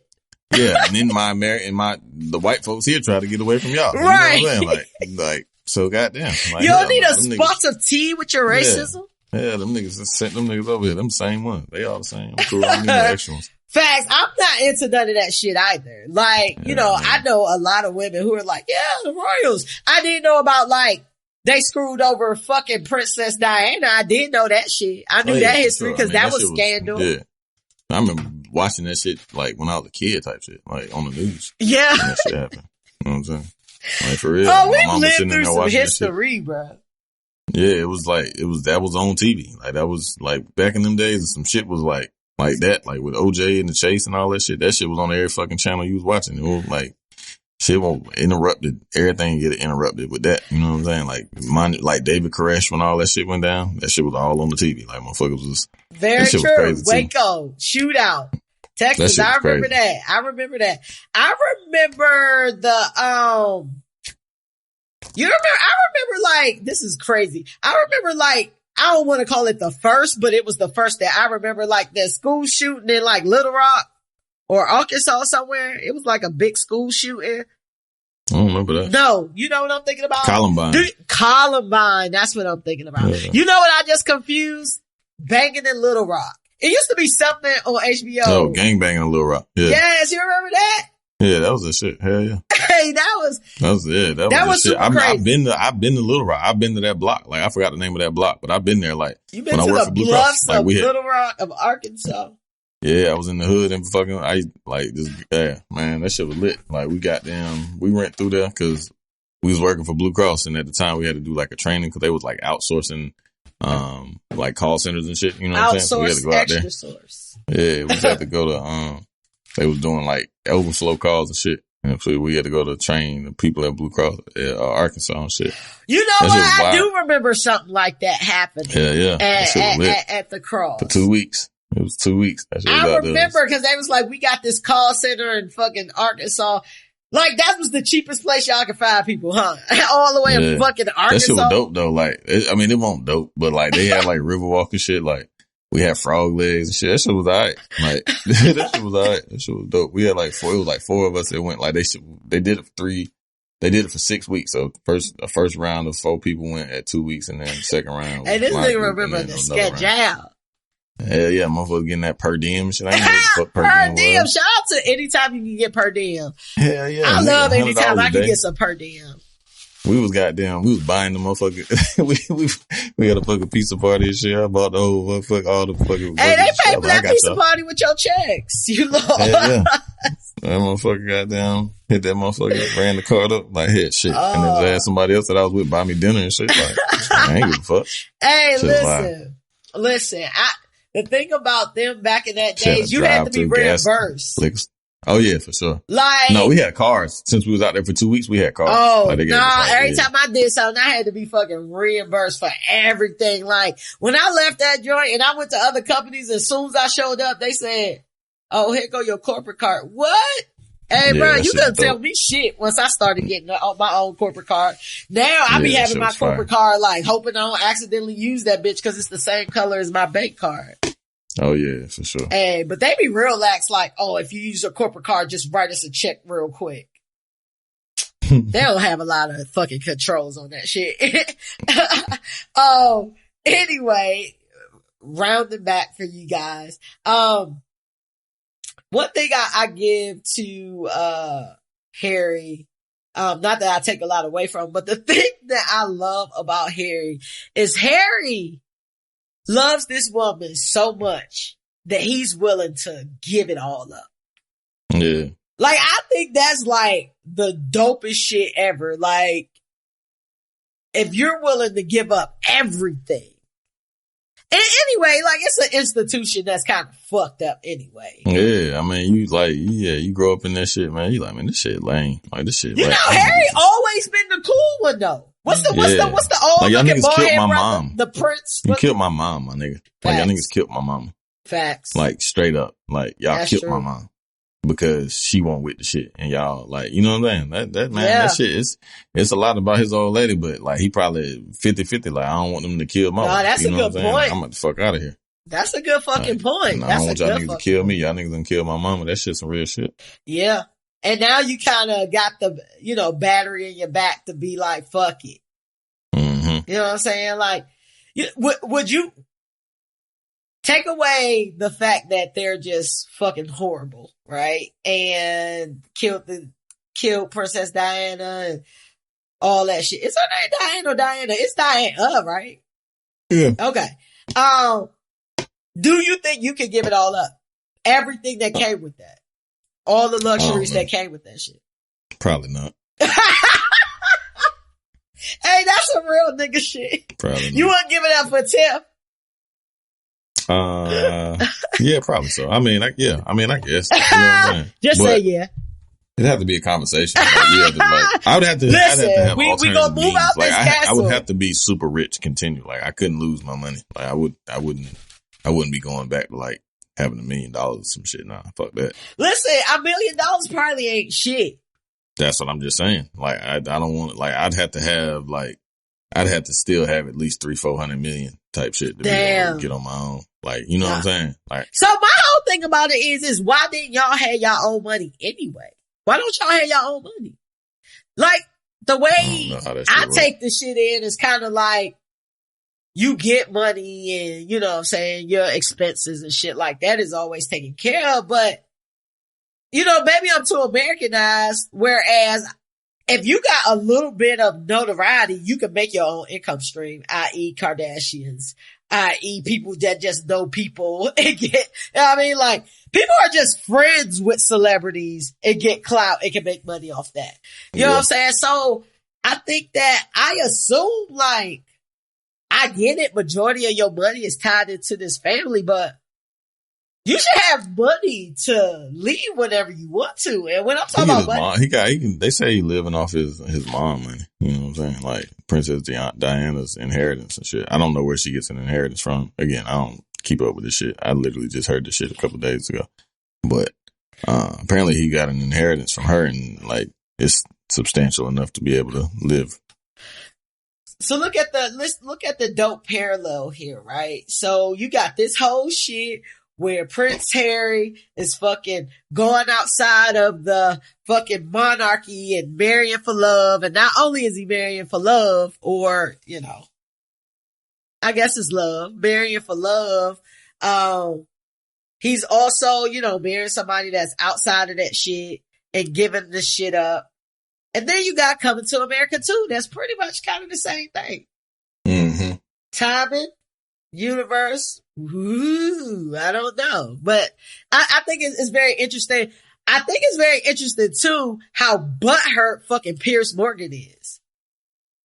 Yeah, like she left him. You know what I'm saying? Were they dating? Nah, he tried to take her out to eat and she down. He bought her a cab and dipped. Harry was that nigga. Damn. She want to see Harry. I wouldn't go see Harry. If I got a choice between fucking Piers Morgan and fucking Harry, like. Hell yeah, I'm out. Like, you can really put anybody on the other end of that besides Donald Trump, and it's them over fucking Piers Morgan. You know what I mean? Like, the fuck? Harry seemed like a cool nigga. Harry be dancing and shit. Hey, Harry was back in the day. If you remember Harry, like, back in the fucking 2000s and all that shit. Harry was the one out in Vegas turning the fuck up, dancing. Yeah. He always had a thing for black women. Yeah. He always knew where the sauce was. Didn't he like Rihanna? Didn't he talk to Rihanna or some shit? Or did I just make that up?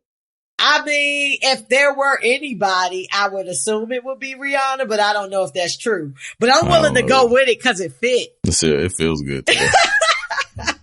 Fat. So, yeah. I can't believe that nigga walked off his own show. And like, I'm watching these interviews with like British TV and shit like that. And they are like really upset about like to the point where they're coming to tears. Like motherfucking Sharon, aka Karen Osbourne, like was fucking crying about this whole shit. And how dare somebody come for the queen? Like, I get people have faves and you stand for your faves, and I don't understand people on the internet like trolls and shit that go after you if you say something bad about their fucking fave. You know what I'm saying? Like, I'm talking about as a regular person in the fucking comments, and you might be like, I don't like this shit. They come out of nowhere. How dare you? Fuck you. Da, da, da, da, da. Now, some of them are bots, but still, it's still some real people in that bitch that's gonna go back and forth with you. So I can't understand that. So I definitely can't understand crying for a motherfucker I don't know. I can't really understand crying for a nigga I do know, as far as just defending their honor, where it's making me so upset I need to cry about it. Right. Like, that's actually a wild concept to think about. Like, the fuck? I bet he probably like, bitch, what you crying for? Leave Brittany alone! Like, I know if I was Piers Morgan, like, bitch, shut up. Like, the fuck, what you crying for? Like, the fuck is wrong with you? Like, I'm just leaving. I'm stepping down.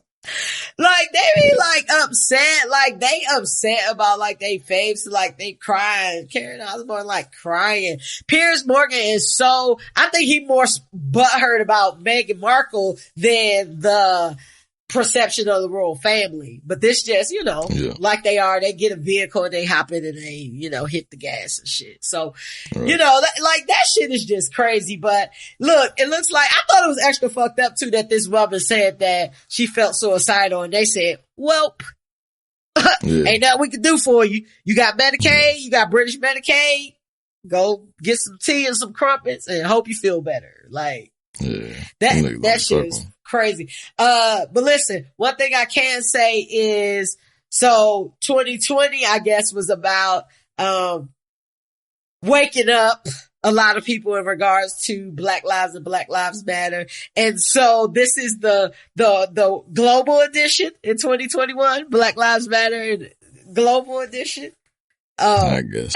Who knows? Hey, we taking over one country at a time. That motherfucker don't look shit like a black baby. He look white as a motherfucker. Like, listen, y'all niggas crazy as hell.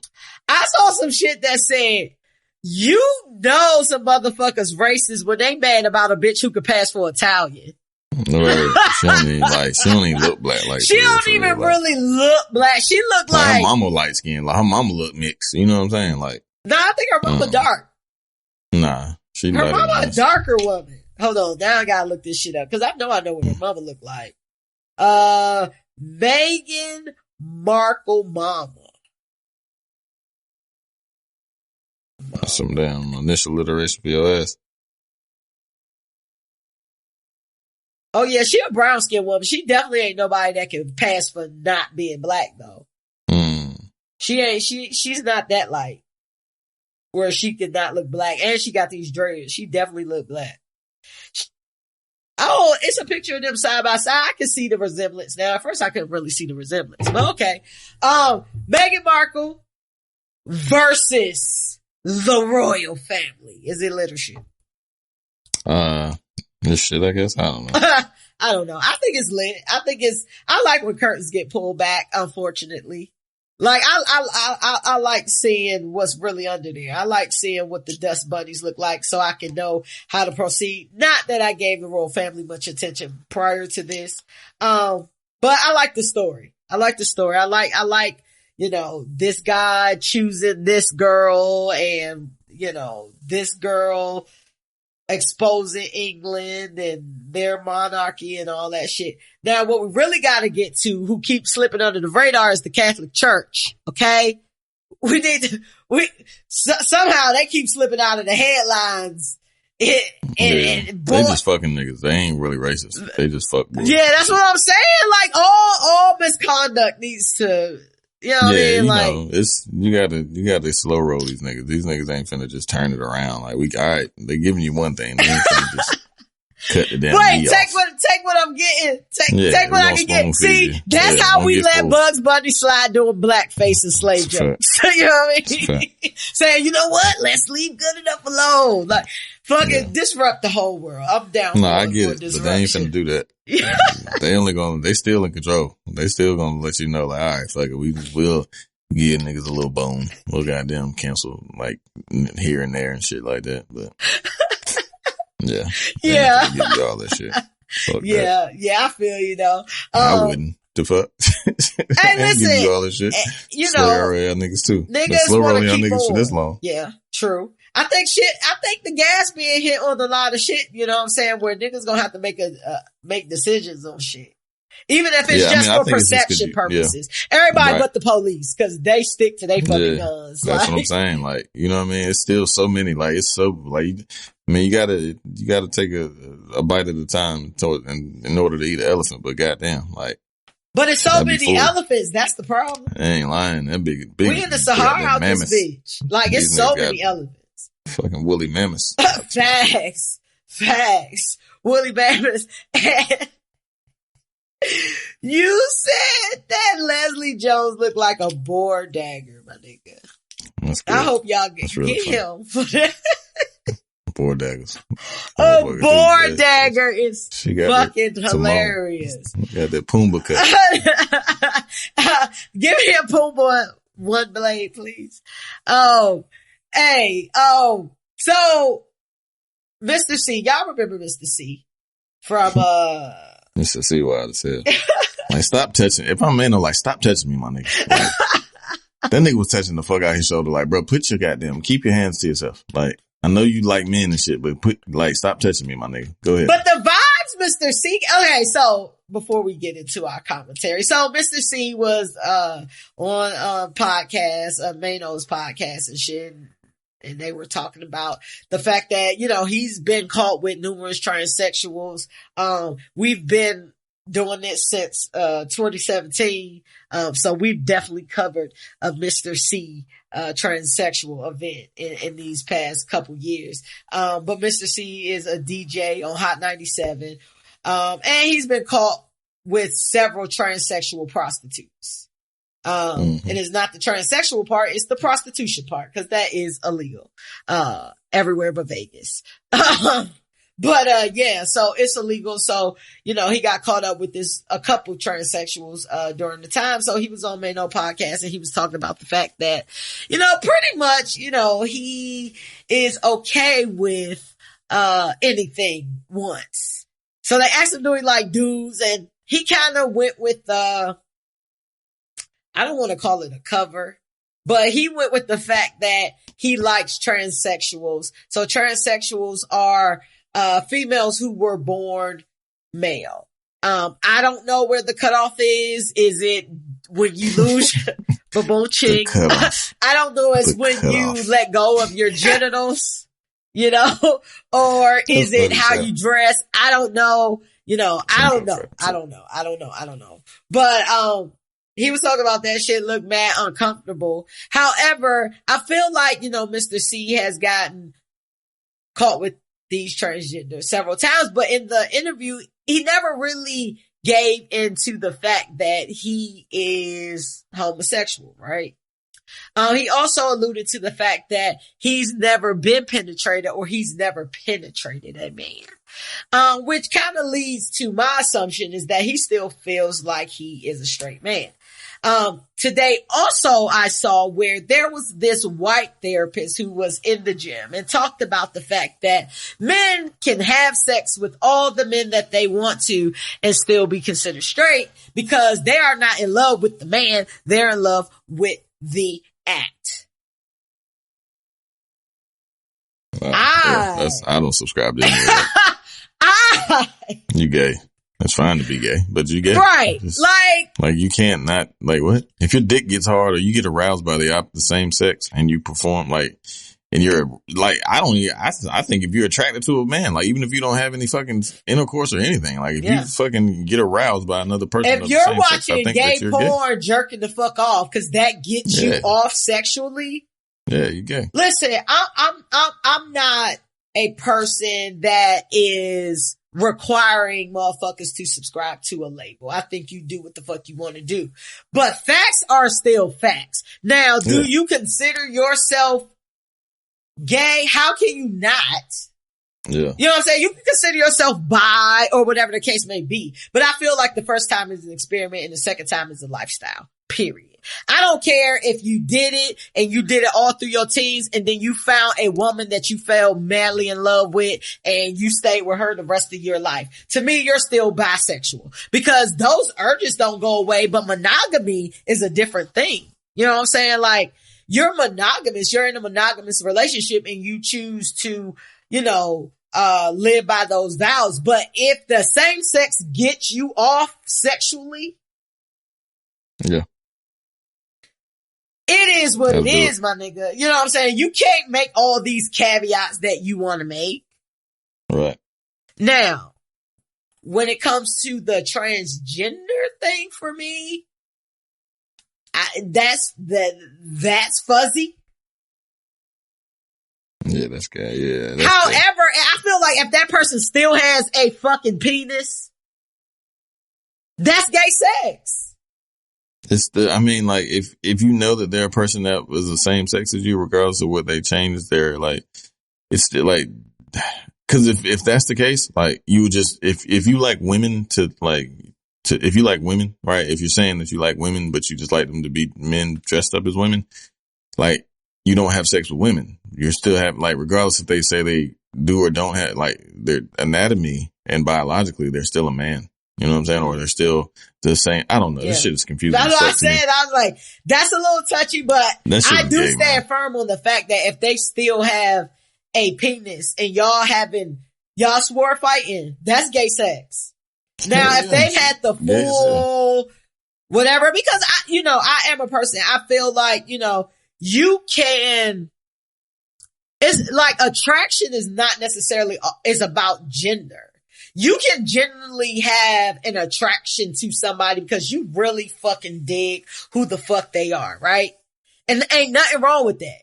However, classification wise, if they are the same gender as you, that is gay sex, or that is same-sex sex. And you can't curtail that. You can't caveat that. You can't. Homosexual means homo means one. Yes. Or the same, right? Correct. So it means the same. It's Latin and for that's same, not so. saying that. See, what I get Same is sexual.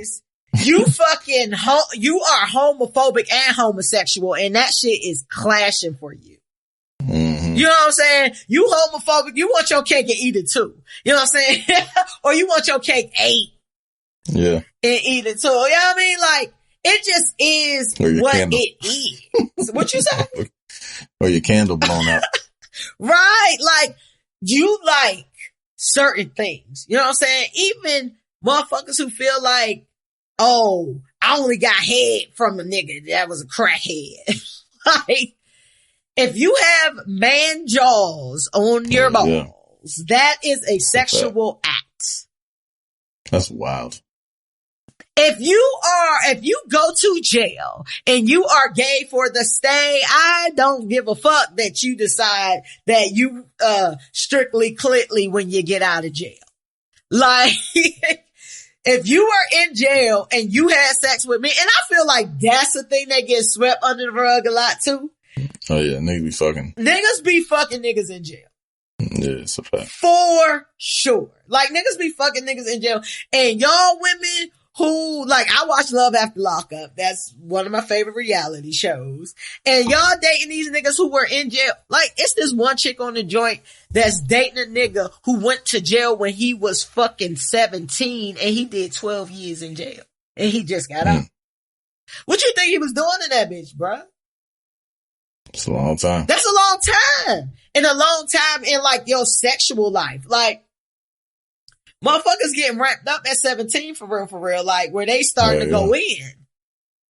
You know what I'm saying? And what do you think?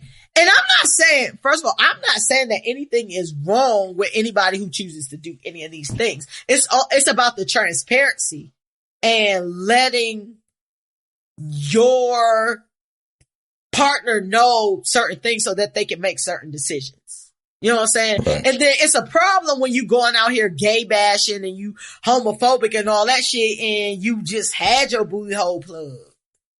You just had, I mean, you was just doing all these things, and I feel like it's more so like this conflict, like, within motherfuckers, like, I ain't gay because I want to be, because society has made it this way, or your family has made it this way where you afraid to be your authentic self. I honestly believe that you can try something and just like the shit. When it comes to like nature or nurture or some shit, but it works the opposite way too. You could try some shit and not like the shit and you won't do it a second time. Yeah. You know what I'm saying? Like, you know what I'm saying? Like, the fuck? But it's also shit that you just don't want to try. Like, ever. 100%. Ever. You know what I'm saying? Listen, there are things that I don't want to try because I'm just like, I don't want to like it. Yeah. You know what I mean? Sure. I don't want to like it because that creates a different dynamic in my brain for me where I'm just like, I don't want to like that.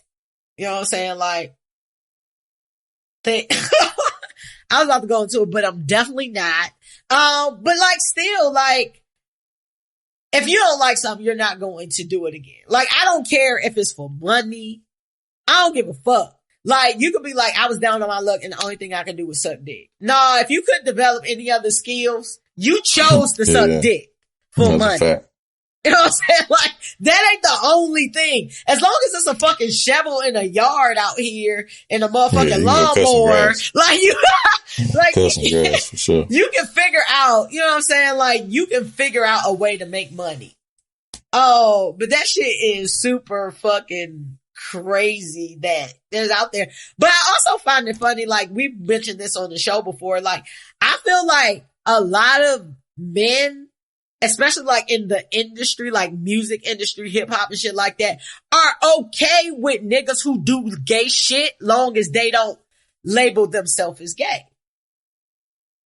Like, I feel like Mr. C can still move about, and I'm not advocating for homophobia. I feel like everybody should mind their fucking business and just let everybody live their fucking life. But there is still a lot of homophobia in fucking hip hop and misogyny in fucking hip hop. And you have all these rappers out here being super fucking gay, like your Playboy Carters and your Young Thugs and your Uzis and your motherfuckers like that, where motherfuckers don't have a problem, but motherfuckers that's just like living a truth, like a Nas X or a Frank Ocean or a motherfucking, you know what I mean? Like, they don't want to be seen with them.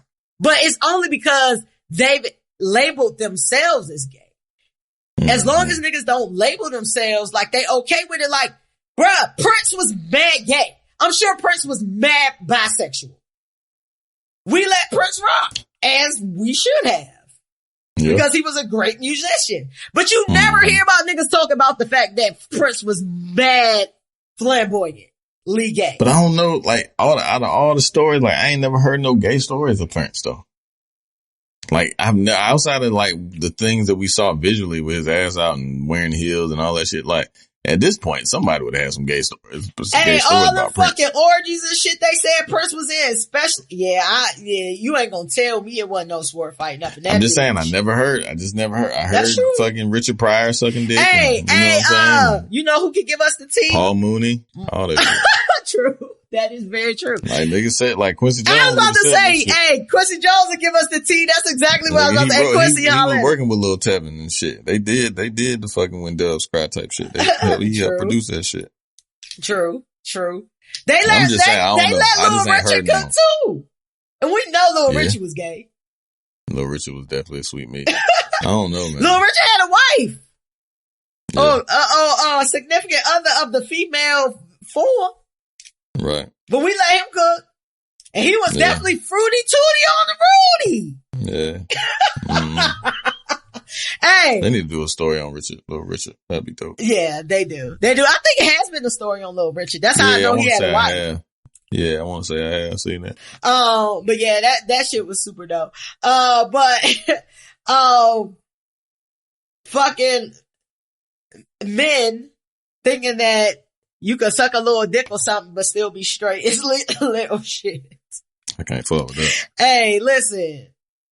Stop making up lies, my nigga. It just is what it is. That is shit. Like, live your truth. Cause I don't think you about to say to nobody, yeah, I suck a little dick, but I ain't gay. And they gonna be like, oh, that was a wild ass clip, man. That was a wild clip, man. That nigga look that shit up. It's on Instagram. Or look at Mano Podcast with Mr. C. That shit was wicked. Like, shit. Like, he kept touching fucking Mano, like, stop touching me, bro. Like, just stop touching me. Like, I'm like, why does he keep touching him? Like, stop touching him, man. Shit was crazy as hell. I feel like you want to say something about him and Funk Flex soon. Funk Flex give me something that I feel like is going to come out. He messy as fuck. He too messy. He too fucking messy. I'm going to go ahead and move along because we running along. He do a lot of eye rolls too. Yeah. He be eye rolling like hell. A lot of eye rolls. It's hilarious. But yes. You ready to give out some advice? I'm going to skip these other stories. You ready to give out some advice? Sure. All right. We about to go into Ain't Shit in 2 Cents. Ain't Shit in 2 Cents is our listener letter segment where we give out advice to people who clearly don't care about taking advice from high motherfuckers and people who fucking drink champagne out of a styrofoam cup. Our letter today is from Teresa J. And Teresa says, hold on, my screen doing some crazy shit. Okay. Teresa said, this is not my personal, no, first she says, hi, fresh and be healed. Hey, Teresa. She said, this is not my personal issue. However, I heard this letter on a different podcast and was very intrigued to hear what you two might have to say on the subject. The woman wrote in and stated that she got pregnant by a guy she was in a situationship with. She told the guy that she was pregnant and the dude was adamant about the fact that he didn't want another child. He already had kids with previous women. The woman decided to have the baby anyway. The guy pays child support and does not acknowledge the baby, even though his parents do. They treat the baby like a grandchild, but the father himself wants no parts. The writer was upset because she thought he would eventually come around. I wanted to know if you all feel as though he should be obligated to, and then she lists 3 things. She says, 1, pay this child support. 2, spend time with this child. 3, introduce this child to its siblings. Thank you so much if you read my letter. And thank you anyway if you don't, because you have a great podcast. It is super dope. And that is from Teresa J. Thanks, Teresa. We appreciate it. And we are reading this. So.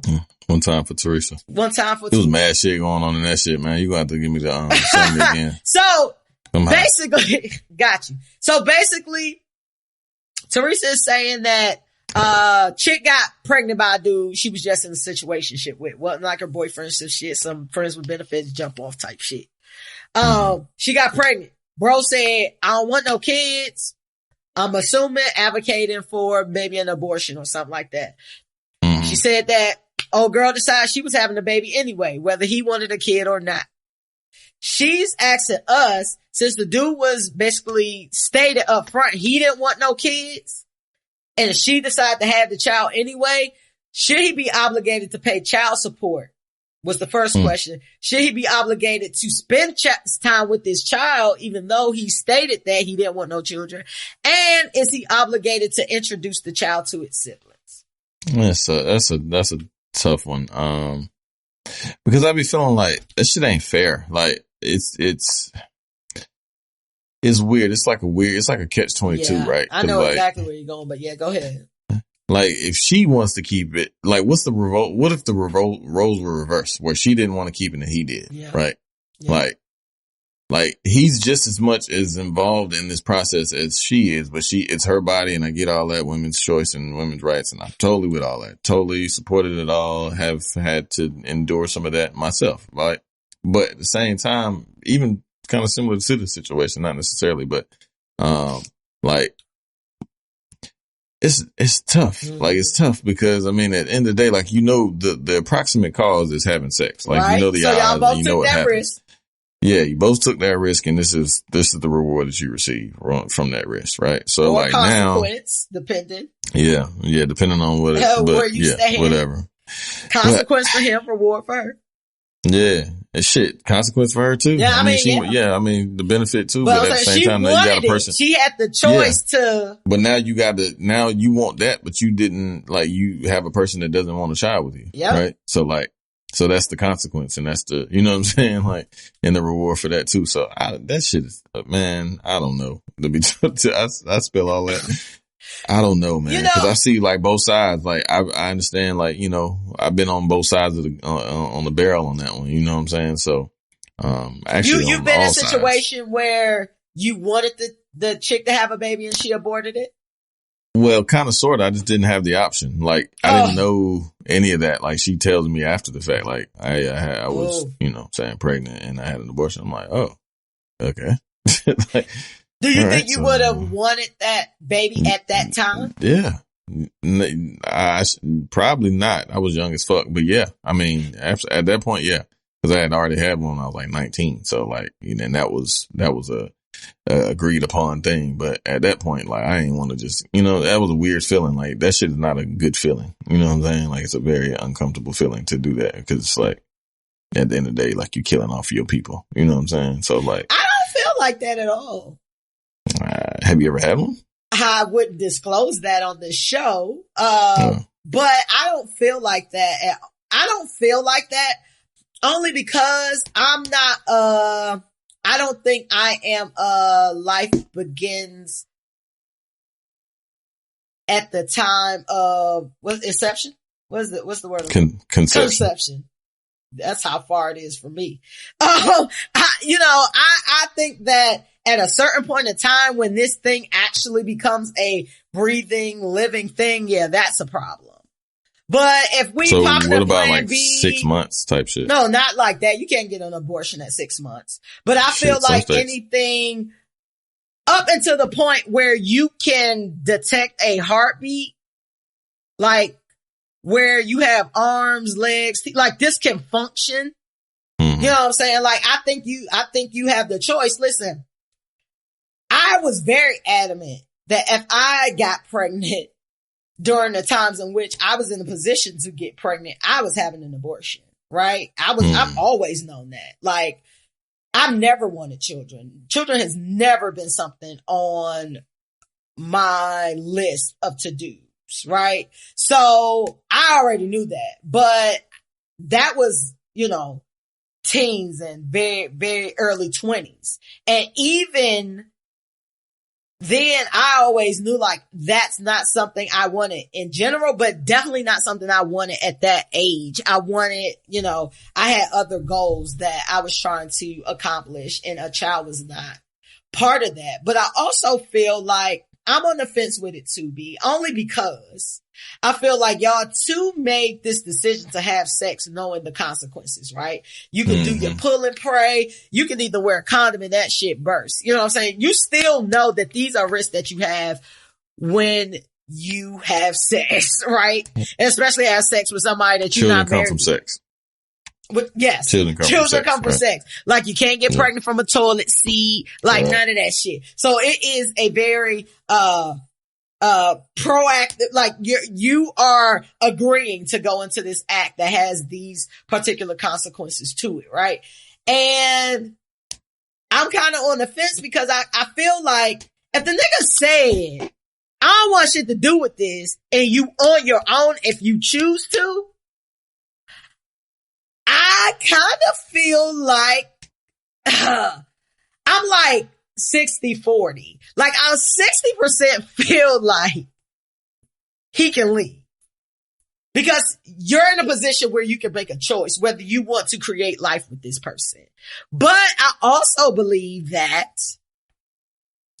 you are the person who, anybody can come and plant the seed, but it's the motherfucking farmer, the gardener, the motherfucker who cultivates it, the motherfucker who grows it, the motherfucker who gets up early in the morning, make sure, it has everything that it needs. Like, that's you. So you have this responsibility. And I feel like I am a person that feels like ultimately it's the woman's decision.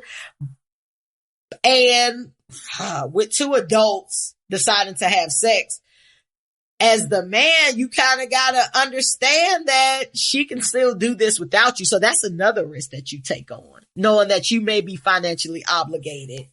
Right. At the very least, financially obligated to take care of this child. I personally don't understand, even though, I've never been a person that wanted kids. I feel like it's just a crazy thing. Like, I love the fact that I know all of my nieces and nephews, right? Like, my brother just wasn't out here just making babies and shit like that. You know what I'm saying? Where I don't know them. So I can't understand making a child and this child like being a part of you and you not give a fuck that it's out here in this world. It's a wild feeling. That is just crazy from like where I sit. So I don't honestly know. Pay for the child, like, it's unfortunate, but yeah, I feel like shit. Children need to be taken care of. So I feel like that's the very least. Are you obligated to spend time with that child? I think if that's the way you feel, I only know from the way that I feel, and I couldn't imagine it, but obviously it's a lot of people who can't imagine it because it's a lot of motherfucking deadbeats out here that have never seen their children, who never care about their children, whatever the case may be. So I guess it's a popular thing. I do feel like there's an obligation to introduce them to their siblings, though. If the child is here, yeah, for sure, you should definitely, I feel like you are obligated and have those siblings or the mothers of those children decide how close they want these children to be. Because listen, I know a lot of fuck niggas out here, and I know a lot of women with children by fuck niggas. And I've seen a lot of women kind of come together outside of the nigga and be like, look, fuck that nigga. Our children are related. Right. So they need to have some form of a relationship. And I feel like that is very admirable. I feel like that is great that women are that strong where they can throw that bullshit out, because all y'all know that he ain't shit. So, okay, let's get past the fact that he ain't shit and let's figure out how to make this shit work, because we as women made a decision to fuck this ain't shit ass nigga. We knew he had children before he got us pregnant. We knew he didn't have, you know what I'm saying, how he was. So, you know, I admire women like that. So pay, I feel like he's kind of obligated. Spend time, I don't think he's obligated. That's his conscience to deal with. And 3, introduce to siblings. I say yes. What do you feel about the pay? So I can break it down easy for you, B. Should he have to pay? I mean, technically, yeah, I think so. Yeah. I mean, yeah. Unfortunately, yeah. Yeah. I mean, that's just, that might cost you, bro. Yeah. That might cost you. It's the implied risk. Right. Implied risk. Right. Inherited risk out this bitch. Spend time with the child. Is he obligated? Or you feel like he obligated? I think you should, but I definitely think you should. Yeah, I think you should. I don't think it's obligated. I mean, once it's here, it's here. Like, you can't, like, yeah, you ain't want it, but it's here. Like, it's still yours at the end of the day. So. Yeah. And get a vasectomy or something. Yeah, man. Should have known what you was doing. And I think we already Pussy was good. We already agreed that, the siblings should be introduced at the, you know what I'm saying, at the very least. For sure. Hopefully, Teresa, we gave you some of our perspective, which means we're kind of on the fence, but yes, sir, unfortunately, you still have some certain obligations because you decided to bust a nut that night. Right. It just is what it is. If you shoot somebody and you know, and didn't mean to shoot them, but you still got to go fucking to court. Still got to suffer the consequences. Yeah, you still shot somebody, motherfucker. Facts. Literally, you shot somebody this time. You shot up the club. Hey, if y'all want some of this A1 advice, hit us up at theaintshitshow@gmail.com. But that's an X where the I will be in shit, and your letter may get read on the show. All right, you ready to get into some free smoke? Yeah, let's do it. All right, free smoke. Free smoke is where we talk about anything we want to, any hot button, personal topics, anything from politics to petty. And today's topic is unspoken rules, aka codes. So codes have been a theme for the past 2 weeks for me. And there are a lot of like rules and codes that, you know, people shouldn't break. And when you break those unspoken rules, you know, then there is backlash and things like that. So I just wanted to talk to you, B, about some codes. So I want to talk to you about guy code, girl code for the first one. So what brought guy code and girl code on is that, I watch Real Housewives of Atlanta, and they had a bachelorette party, and, things got a little bit out of control with the strippers.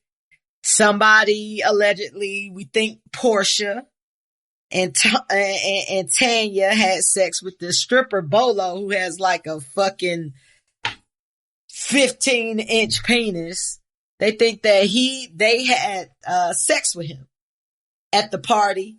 Of course, this is reality TV, and then they got to a point in time where they asked production to leave.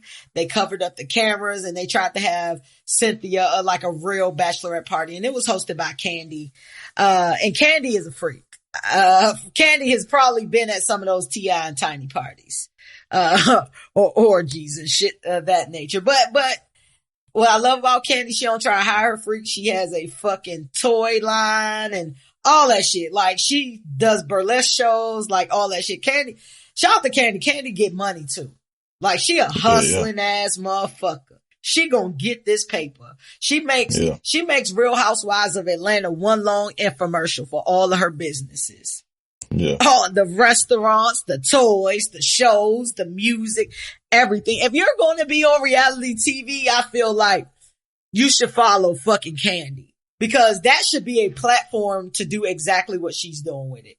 But anyway, Kenya heard somebody having sex, and Kenya, is trying to hunt down who it was. And, you know, one of the, Portia's single, but the other girl, you don't watch Real Housewives of Atlanta, right? Nah. Okay. The other girl has, like a fiance or something of that nature. And Kenya going around trying to find out and tell everybody who did what. Have you ever been to a bachelor party? And has shit ever gotten wild? Yeah. What's the code? What's the guy code? What's the code on that? Like, well, I mean, it's a bachelor party. Just mind your business and enjoy the time. And then whatever, like, I ain't finna tell like your wife or no shit like that. It's just, do you talk about it later? Like, do you talk about it with niggas who were not at the bachelor party about what happened? Probably. Yeah. Maybe leave a name or two out, but yeah, I mean, like, just like, yeah, boy, I was at one goddamn motherfucker started doing X, Y, and Z. You know what I'm saying? Like, I mean, I don't know, it just depends. You know what I'm saying? Who you talking to? Like, so if you talking is there like a code? Like, so I'm trying to figure out, like, do you feel like there is a guy code, especially when it comes to bachelor parties and what should be disclosed? And that's even, is it breaking code if you tell somebody who was not at the bachelor party, and it does not have to be like a wife or a girlfriend or fiance or anything like that? Is that how the code work? How does the code work? I don't know. I've never really given it a thought, but I guess, I mean, like if I'm telling, like, if a couple of my homeboys that weren't there, like that we all know, you know, we all mutual friends, but they weren't there, like I'm gonna tell them like, yeah, goddamn, we had some hoes over there doing whoop de whoop, motherfuckers. You know what I'm saying? Like, I guess that's the way it works. But I mean, it's just like any other type party, I guess. You know what I'm saying? Like, just tell them the highlights. You know what I'm saying? Like, shit. So I guess the code is you just don't tell the significant others of the individual that was possibly doing the misconduct, but the information can still get back. Yeah, but I think that shit, I mean, if you do that, I don't know. I mean, unless you just gotta like people pillow talk, not just nigga, but you know, people pillow talk. I mean, I don't know. I haven't really been putting that in a situation. Like, I mean, if niggas got other side little joints and shit, like that shit, keep that shit close to your head anyway. You know what I'm saying? So like with bro code, like you're not supposed to disclose any side business. Yeah, nah, hell nah.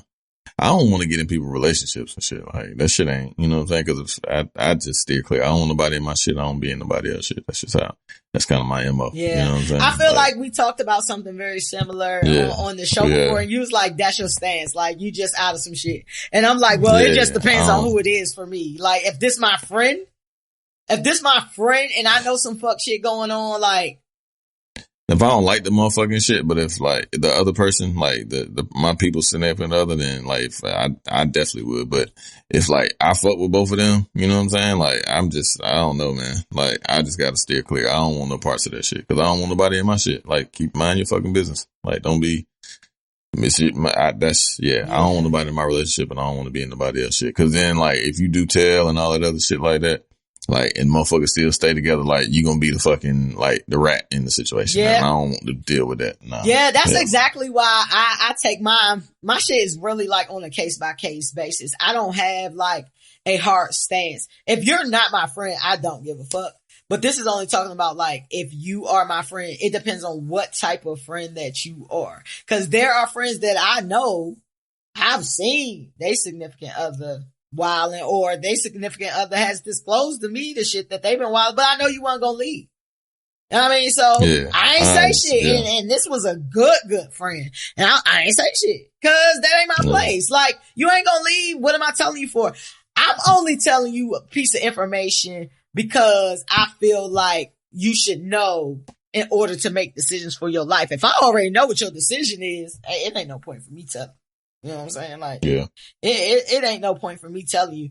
But like, if we all out, like, so the thing about it is, I feel like the problem comes in when you're friends with the significant other. Yeah, for sure. Like when you like legit friends with the significant other, like you're friends with both of them, but you're friends with them individually too. And then it's like, who does your loyalty lie to?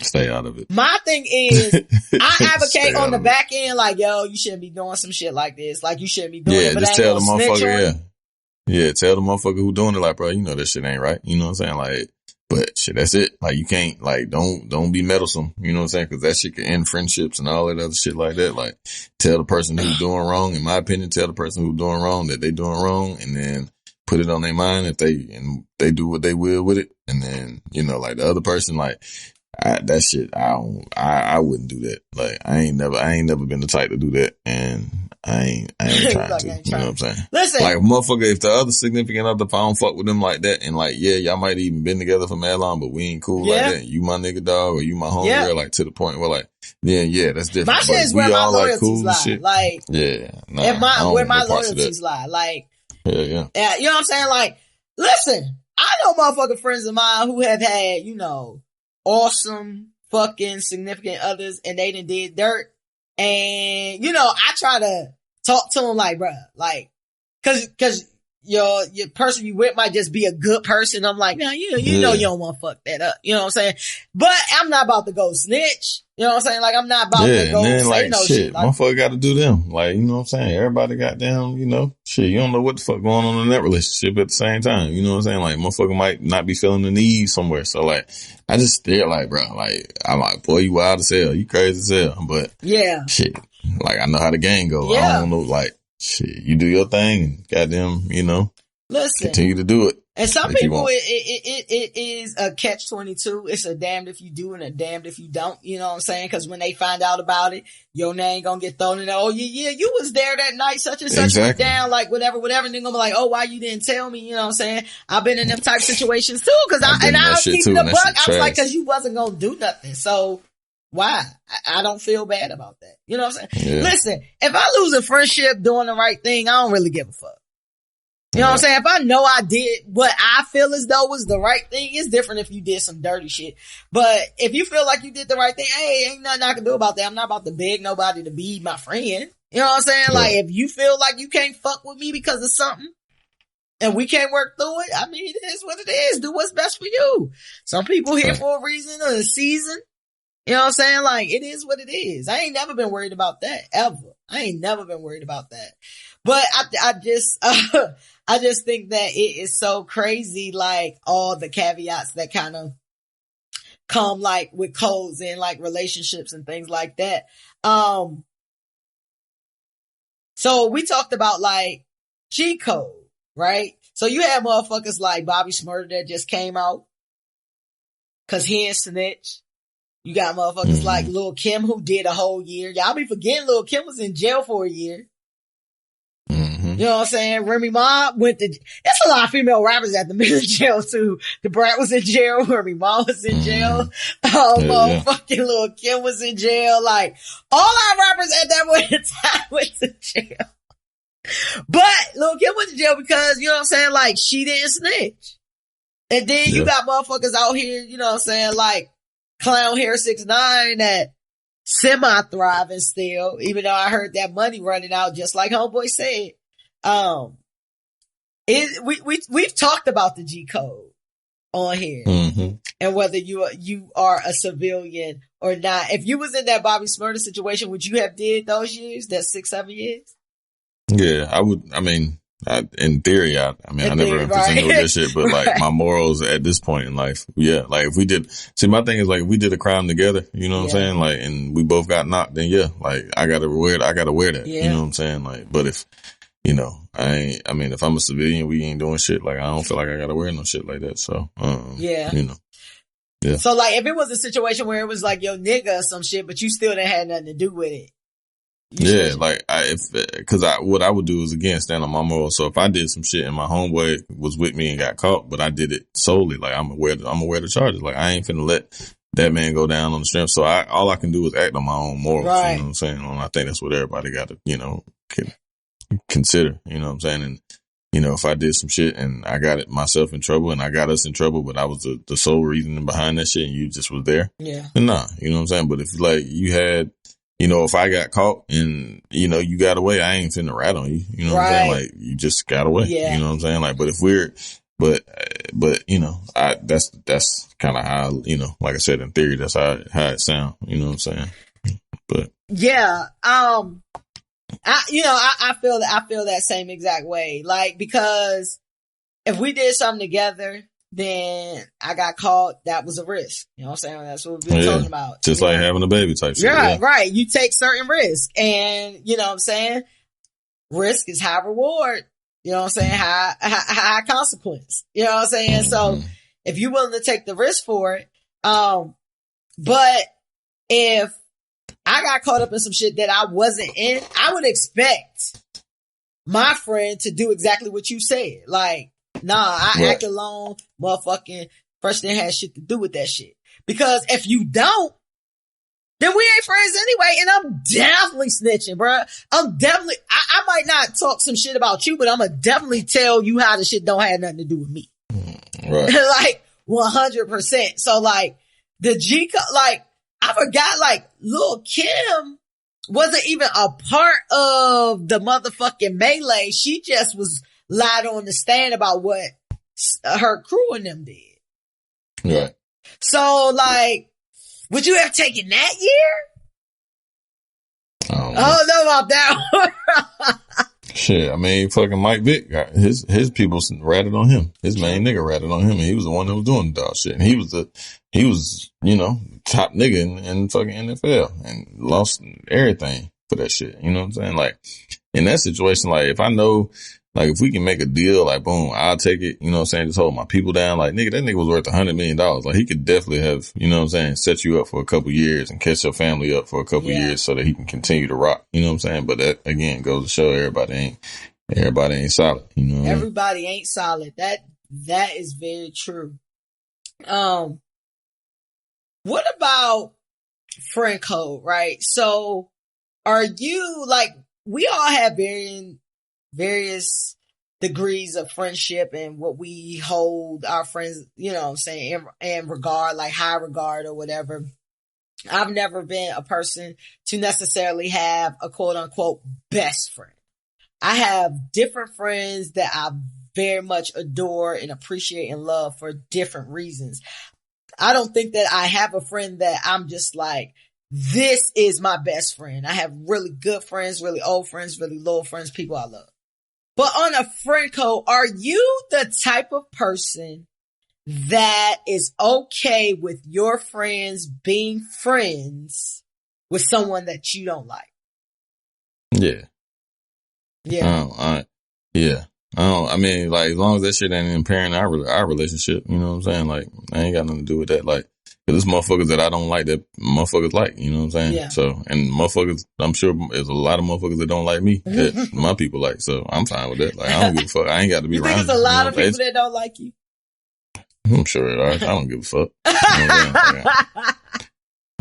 what I'm saying? I'm sandpaper. You know what I'm saying? I'm not, you know, you either love me or hate me, and that's fine.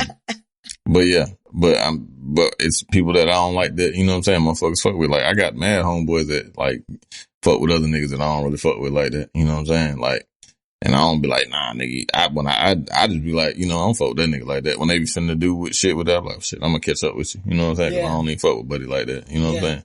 So, but that ain't got nothing to do with our relationship. Yeah. I think I'm pretty much like that as well. I don't have any problems.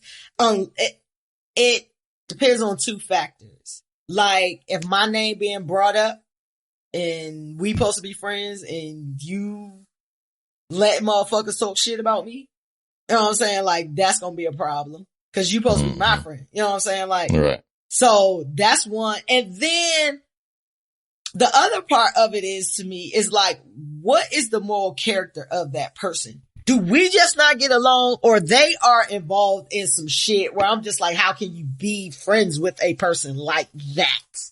Depending on what the fuck they do. Or, you know what I'm saying? Cause I know some people that's into some bullshit. You know what I'm saying? I'm just like, you feel comfortable being around that, or being around that type of element, or whatever the case may be, where essentially goes back to what you said, like it impairs our relationship, because if you cool in this type of environment, then it might be a differences between us and how we operate, because I don't operate with nobody that's, you know, involved with these types of activities or these types of behaviors that I feel like go against totally what I believe in. Right. So that's that, but I'm not territorial. I'm not a territorial friend at all. Although I have learned over time about mixing circles of friends. I've learned about that. And the shit that can go left with that. So I think as I get older, I attempt more to kind of leave my pockets where they are and not be pressed to integrate them all the time. Cause I think it's innate that you kind of want your friends to be friends. Like if I think this person cool and I think you cool, I think y'all will be cool. You know what I'm saying? Right. But I've learned that that's not always the case. And there are also trickle down effects, you know what I'm saying, to that shit. Whereas motherfuckers might get too cool or motherfuckers might start dealing with each other or, you know what I'm saying? And it puts these different variables that kind of like, you're not just blowing up this one thing, but it's kind of you blowing up the whole circle because this one piece got out of control because you tried to integrate all these people. Last code, right? So, you know, the Cuomo brothers, the mayor of New York, which Cuomo is that? Andrew Cuomo. He has all these sexual assault allegations against him. I don't know enough to know if I feel like they're credible or not or whatever. You know, if these women say that they were assaulted in some way, I have no choice but to, let their word be their word. I don't have any, dogs in this fight as far as me being a stand for either one. I do fuck with Como as far as what he did and his leadership throughout the COVID and shit like that. But I also know motherfuckers. Like we just exposed Gandhi. Like anybody can be a fuck ass nigga. You know what I'm saying? But, Chris has been getting a lot of backlash because he has said that he's not going to cover that. I'm not going to cover that. However, CNN can cover it all they want to. I'm not going to cover this story. I don't blame him. Like, yeah. So that's what I was going to ask you, like, about family code. Like, would you hold up family code even if it may be, detrimental? And I don't think it's detrimental, but for lack of better words, detrimental to your career or have consequences in general in your career. Yeah, I mean, absolutely. I think, you know, in that regard, like, I wouldn't cover that shit either. Like, I don't want to be talking about that shit every day. You know what I'm saying? Like, that shit is family business. Regardless of what it is, it's still family business. You know what I'm saying? Like, just because I'm a broadcaster, a news broadcaster, I can pick and choose what I want to talk about. I understand if y'all talk about it because that's what y'all do, but I'm not talking about that shit. Yeah. So, you know it's what? just that simple. For me, in this particular instance, I feel like I respect him even more because he came out and said the shit. You know what I'm saying? Like, look, this is why this family shit, I'm not doing this shit. Y'all motherfuckers, as far as these news people, like, they go in and they either sugarcoat or extra shame this shit. You know what I'm saying? Like, like you got a motherfucker like we talked about, like fucking Ted Cruz. You know Donald Trump don't fuck with you. Right. And you on here being somebody licking ass for the Republican Party and talking about Donald Trump. And they was like, oh, the same nigga who called your wife ugly? You know what I'm saying? Like, most motherfuckers would be like I would have respected Republicans who were just like, you know what? I choose not to say anything because I don't have anything good to say, or just I choose not to say anything. You know what I'm saying? Right. He could easily get on the joint and cape for his brother and say, y'all don't know this. Here's evidence that supports this, because he has a bias, knowingly has like a bias. So I like respect that. I super respect that. And like I said, I'm not going on TV and, you know, trashing anybody in my family. I think we talked about this too. I think my line was if they knowingly did some despicable shit. You know what I'm saying? If they just knowingly did some fucked up shit, some unforgivable shit. Like, I wouldn't have any problem expressing my grievances. You fucking serial child molester, murderer, or some shit like that. I don't. Yeah, you were just a person to me because I don't want to be related to you. You know what I'm saying? So I don't have any ties there. But like in a situation like this, I totally feel like the family code should go into place. I'm recusing myself from talking about this shit. Mm-hmm. Which is fucking understandable, but they're trying to say it's a double standard and what he should do. You know, of course it's all political. You know what I'm saying? Of course it's like the fucking Republicans and shit that's saying, all this shit and like he should do something about it. But I actually respect it, man. And, is it any other code that is prevalent that we don't necessarily get to talk about, like unspoken rules? I can't think of none. I mean, those are the major ones. Something that came up with, was, Kanye's bodyguard doing the documentary on him. About the shit that he's seen and shit like that. And I told you I had a coworker that recently left or whatever. And I was like, yeah, I'm gonna give you like 2 weeks of shit. And then I need all the tea that you knew. You know what I'm saying? Cause she had some insight to some shit that I know I didn't. And I'm like, is there old job code? Like, do you have any loyalty to your own job? Fuck that. Nah, hell nah, fuck that. I don't give a fuck. As long as it doesn't impair my career, where something I disclose fuck me over for other jobs. Other than that, I don't give a fuck. Right. You know what I'm saying? I don't give a fuck. Thank y'all, man, for listening to us. And make sure y'all subscribe to the show. And we appreciate all of y'all. Make sure y'all check us out at the ain'tshitshow.com. And that's an X where the I would be. And we are on all social pretty much. And if we not, find us on the other socials. But tell a friend to tell a friend. And, you know, I like to end this with a quote.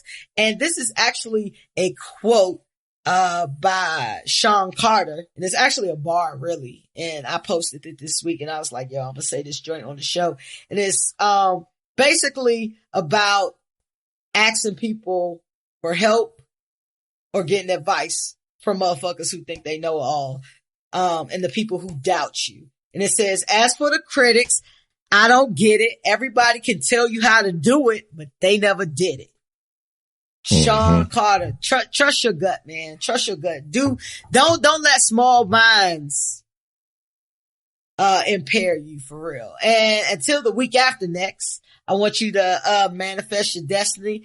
Please continue to honor COVID protocols, wash your hands, all that shit. And the marathon continues. And we out. Peace.